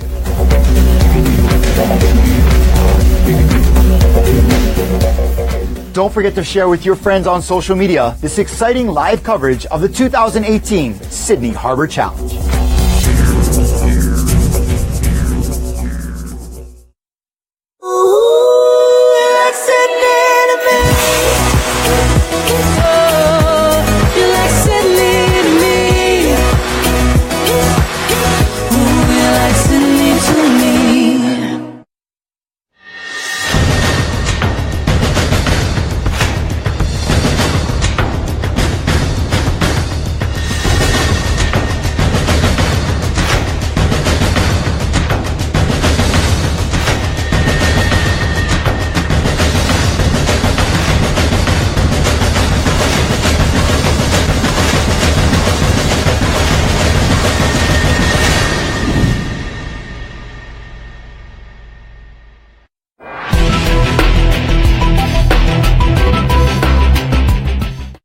The Sydney Harbour Challenge is presented by Hawaiian Airlines, and in the spirit of a true Hawaiian company, they enter a team of their own.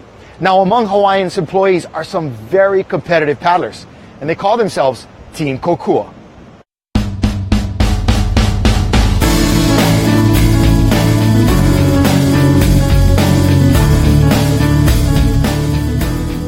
We are Team Kokua. There's 6 of us here. We all come from different departments at Hawaiian Airlines, and we're here to have fun, do a race here in Sydney Harbour, and have a great time while we're doing it. It's really cool to experience Sydney. I mean, coming down here, it's a different lifestyle. You get to go out and think we're going to go to the zoo, check out the koalas and stuff, all the national wildlife. The beaches are pristine. The place seems to be very well organized, clean. I'm amazed at how many trees they got planted in the city and stuff like that. It's a very green city. The food is incredible. You gotta try the fish and chips and the meat pies. You can't leave without having a plate of that.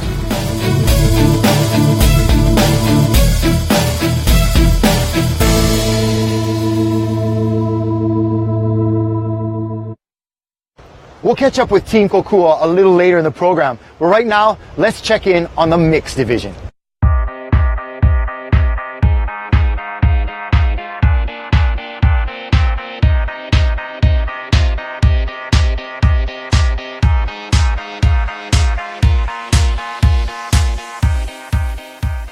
The water is, like Hawaii, is part of the Australian culture, and I've been very lucky to grow up here and then obviously in Hawaii, and this really is my backyard. And really, you look out there today and you'll see that everybody uses the ocean as their backyard.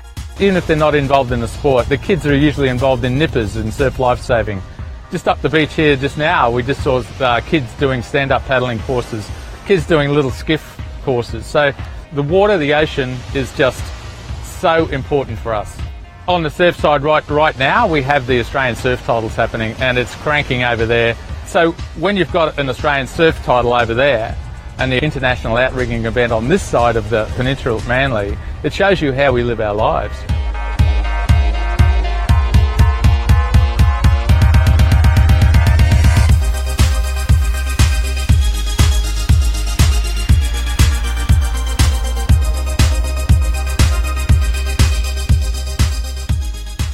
From the very start, our plan was just go out hard and and just try and get that front spot, and it made it easy for us, to get there. And really, there's no real competition to worry about at the time. We were strong the whole way. It was a tough race, a lot of water going in different directions. We were really happy with our start. We got off the line well, but it was pretty hard work coming around those first couple of headlands. We had some spots where we got a couple of good pushes with that incoming tide, but on the way back, working into the wind and tide was pretty hard. There was good swells coming into the top headland around here. We got around that all right. Good chop just on the mouth there. We got through that, but by that stage, the other canoes were just too far in front. Couldn't get them.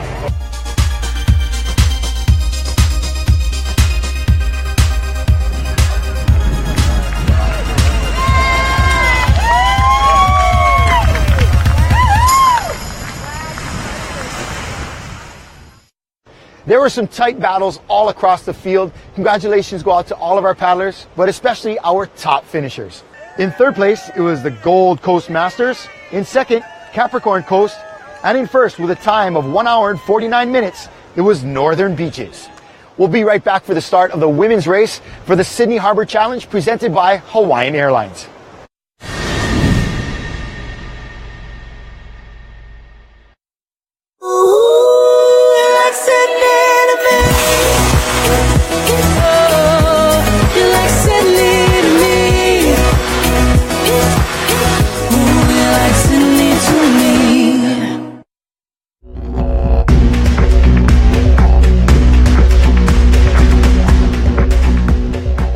The Sydney Harbour Challenge is made possible by the New South Wales Government via its Tourism and Major Events Agency, Destination New South Wales. AOCRA, the Australian Outrigger Canoe Racing Association.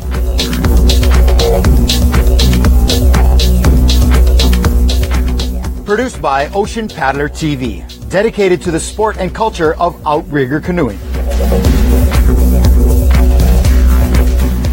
And co-produced by The Streaming Guys. You are now live.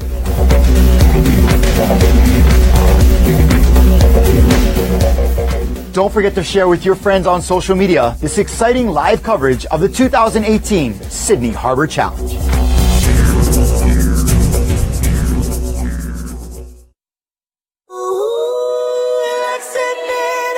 Sydney, surrounded by pristine national parks, riverways, stunning water views, iconic beaches, and coastal walks from the north to the south, all with the beautiful harbour at its heart. You'll love every second of Sydney. Discover more at sydney.com.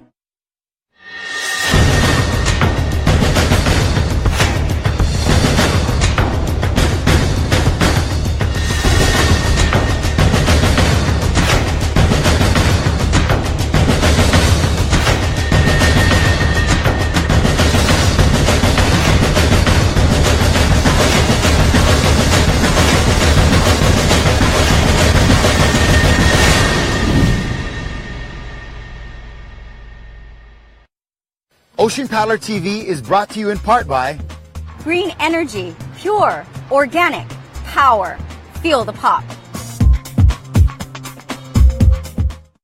The Sydney Harbour Challenge presented by Hawaiian Airlines has quickly become Australia's largest and most competitive six-man outrigger canoe race.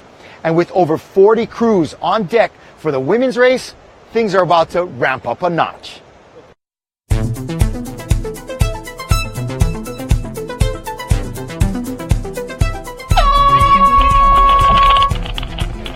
So our second race of the day we run is the women's race. Now, the women here are a very high calibre and they're competing for the major prize in Australian outrigging canoeing, which is tickets to the World Championship Changes race in Hawaii, which is sponsored by Hawaiian Airlines, the Nawahini Okaka. And it's the most prestigious women's race in the world. So the competition for the prize here is enormous, and it is the main focus of our whole season, and people train for 12 months just to try and win this race. So I feel like we will try and get a nice decent start, stay out of any trouble, but we really do work on getting nice good rhythm and just sort of sitting at a nice solid pace and try and, if we can, break away from the field and keep going hard the whole way.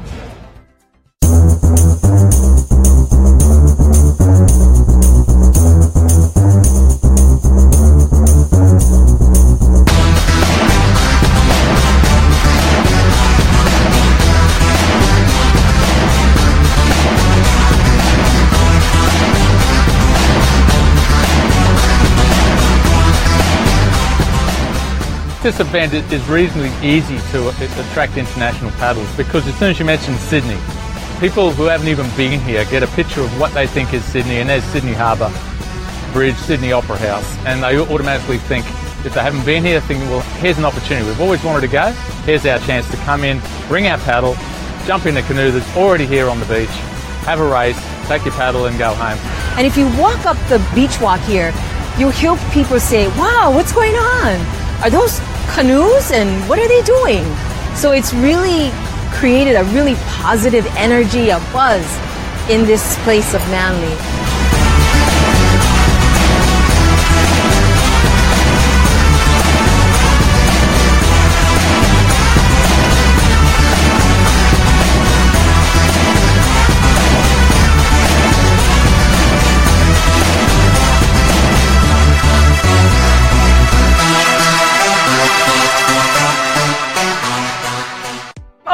It was pretty close. We sort of had our nose in front pretty much from the start, but there was, I suppose, 3 or 4 crews that were up there off the start. We were pretty close to Mooloolaba, and then there was a couple of crews that were out wider, deeper in the channel, so we were keeping an eye on them, but also sort of covering the Mooloolaba girls. It was a tough one today. It was messy, and there was a bit of chop, but nothing you could really ride. Every now and then we got a bit of a bump, but it was just, it felt like a washing machine a lot of the time. And then you got to the magical bridge and you thought it was just going to be magical, and then it was a washing machine again. And yeah, the competition's getting tougher and tougher. We had a Hawaiian crew that were in a Kamanu in front of us, and they're a masters team.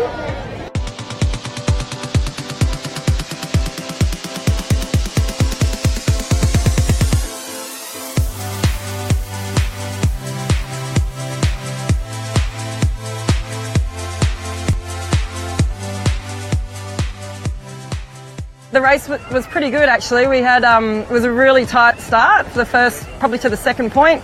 There was like 4 of us that sort of just, took off from the pack. Eventually you could see that first crew. We were in 3rd, and we kind of just, one by one, just passed that second crew. We won this race last year. We got to Hawaii. They cancelled the race, which was devastating. But yeah, all the hard work did pay off, and we're going back to Hawaii again. So look out, Hawaii girls. We're coming back.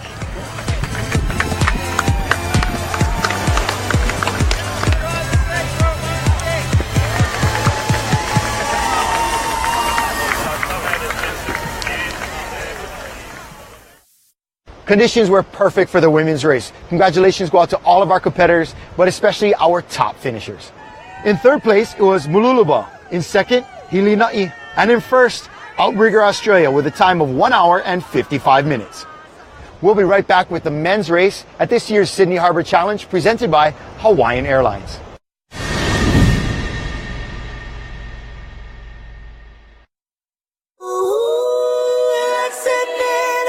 Sydney, surrounded by pristine national parks, riverways, stunning water views, iconic beaches, and coastal walks from the north to the south, all with the beautiful harbour at its heart.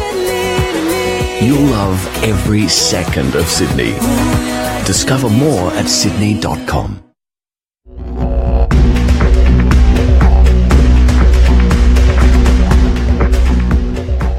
The Sydney Harbour Challenge is made possible by the New South Wales Government via its Tourism and Major Events Agency, Destination New South Wales.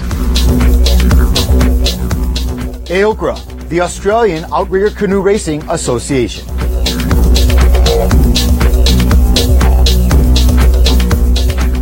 Produced by Ocean Paddler TV, dedicated to the sport and culture of outrigger canoeing. And co-produced by The Streaming Guys. You are now live.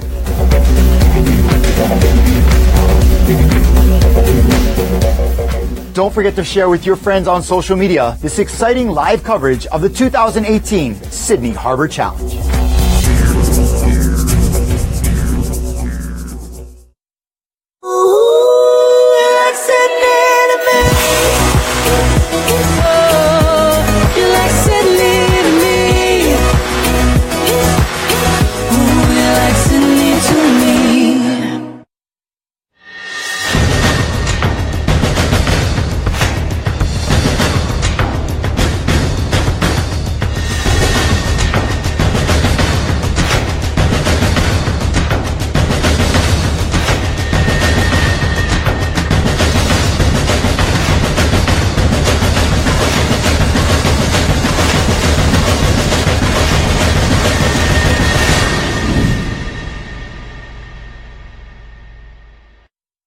Ocean Paddler TV is brought to you in part by Green energy, pure, organic, power. Feel the pop. With over 1,000 paddlers participating in this year's Sydney Harbour Challenge presented by Hawaiian Airlines, the small beach community of Manly was absolutely overrun by an international mix of outrigger canoe paddlers. The last and final race of the day was reserved for almost 50 crews in the men's division.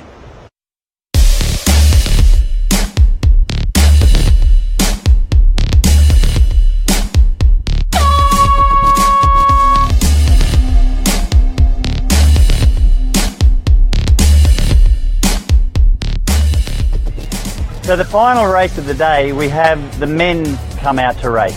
Once again, this is the pinnacle of Australian racing. This is the chance, the team to win the tickets to go to Molokai and perform in the official World Outrigger Championships for long distance.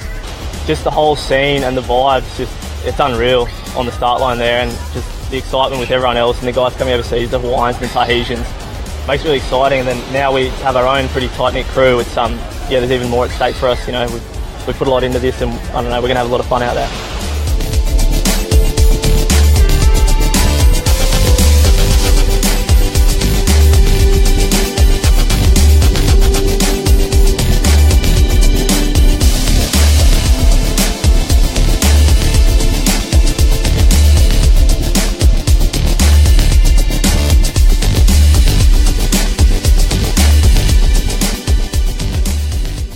The race was pretty hectic off the start because it's quite a tight channel, and you got a lot of sailing boats and ferries and all the rest of it. So off the start, I think a few boats had to detour and get out of the way. Yeah, there was 2 sailboats. I think their buoy was right in front of the start, and they turned and they were racing, and that caused a little havoc. I had to divert a little bit, but I think other crews might have suffered a little bit more. Everyone's just got all full concentration for the start and just pushing really hard. And then out of nowhere, these sailboats just push in, the pack has to split and find their own way through and make it around these boats. It's a great race here because we're on a harbour where there's so much happening. The open ocean, you might see a dolphin or a whale or something. Here, you're contending with ferries, you're contending with yachts, you're contending with speedboats, stand-up paddlers, canoeists. They're all out there, and most of the time they're in your way.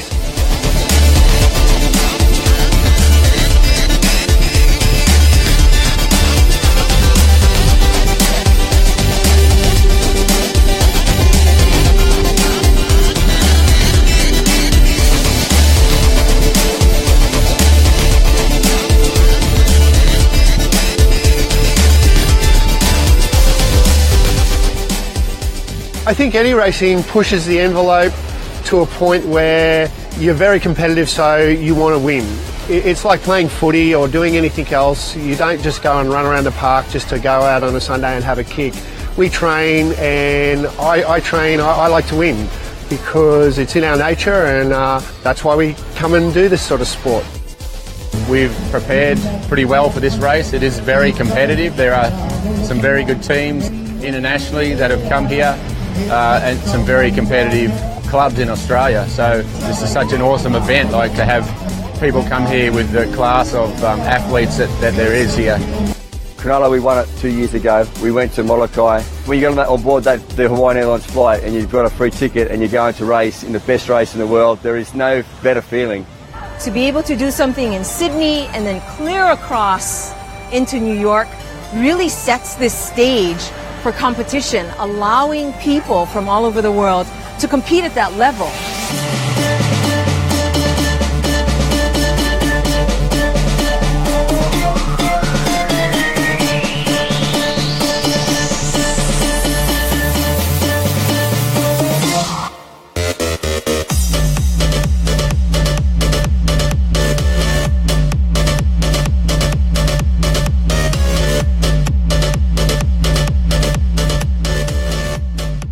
Start was good. We probably were sitting in about 3rd place. Cronulla got the jump on us, and then within about a kilometre it was Cronulla and our crew just battling the whole way to the bridge and then all the way back. We tried to hang on to the 2 open crews, but you know, they really just started pulling away from us towards the bridge, and we were battling it out with another open crew, but our plan was to come home strong, and I think we gapped that fourth crew on the way home. We were probably more outside into the channel, and they were inside, and we started to come up as we started to catch a few bumps off the ferries. They were probably only about 2k short of the end, so they got us for about 20 metres, and they got all the way. We knew what we had to do to win, so about 100 metres out, we started to celebrate a little bit and up the pace and realised what we just achieved. Molokai next.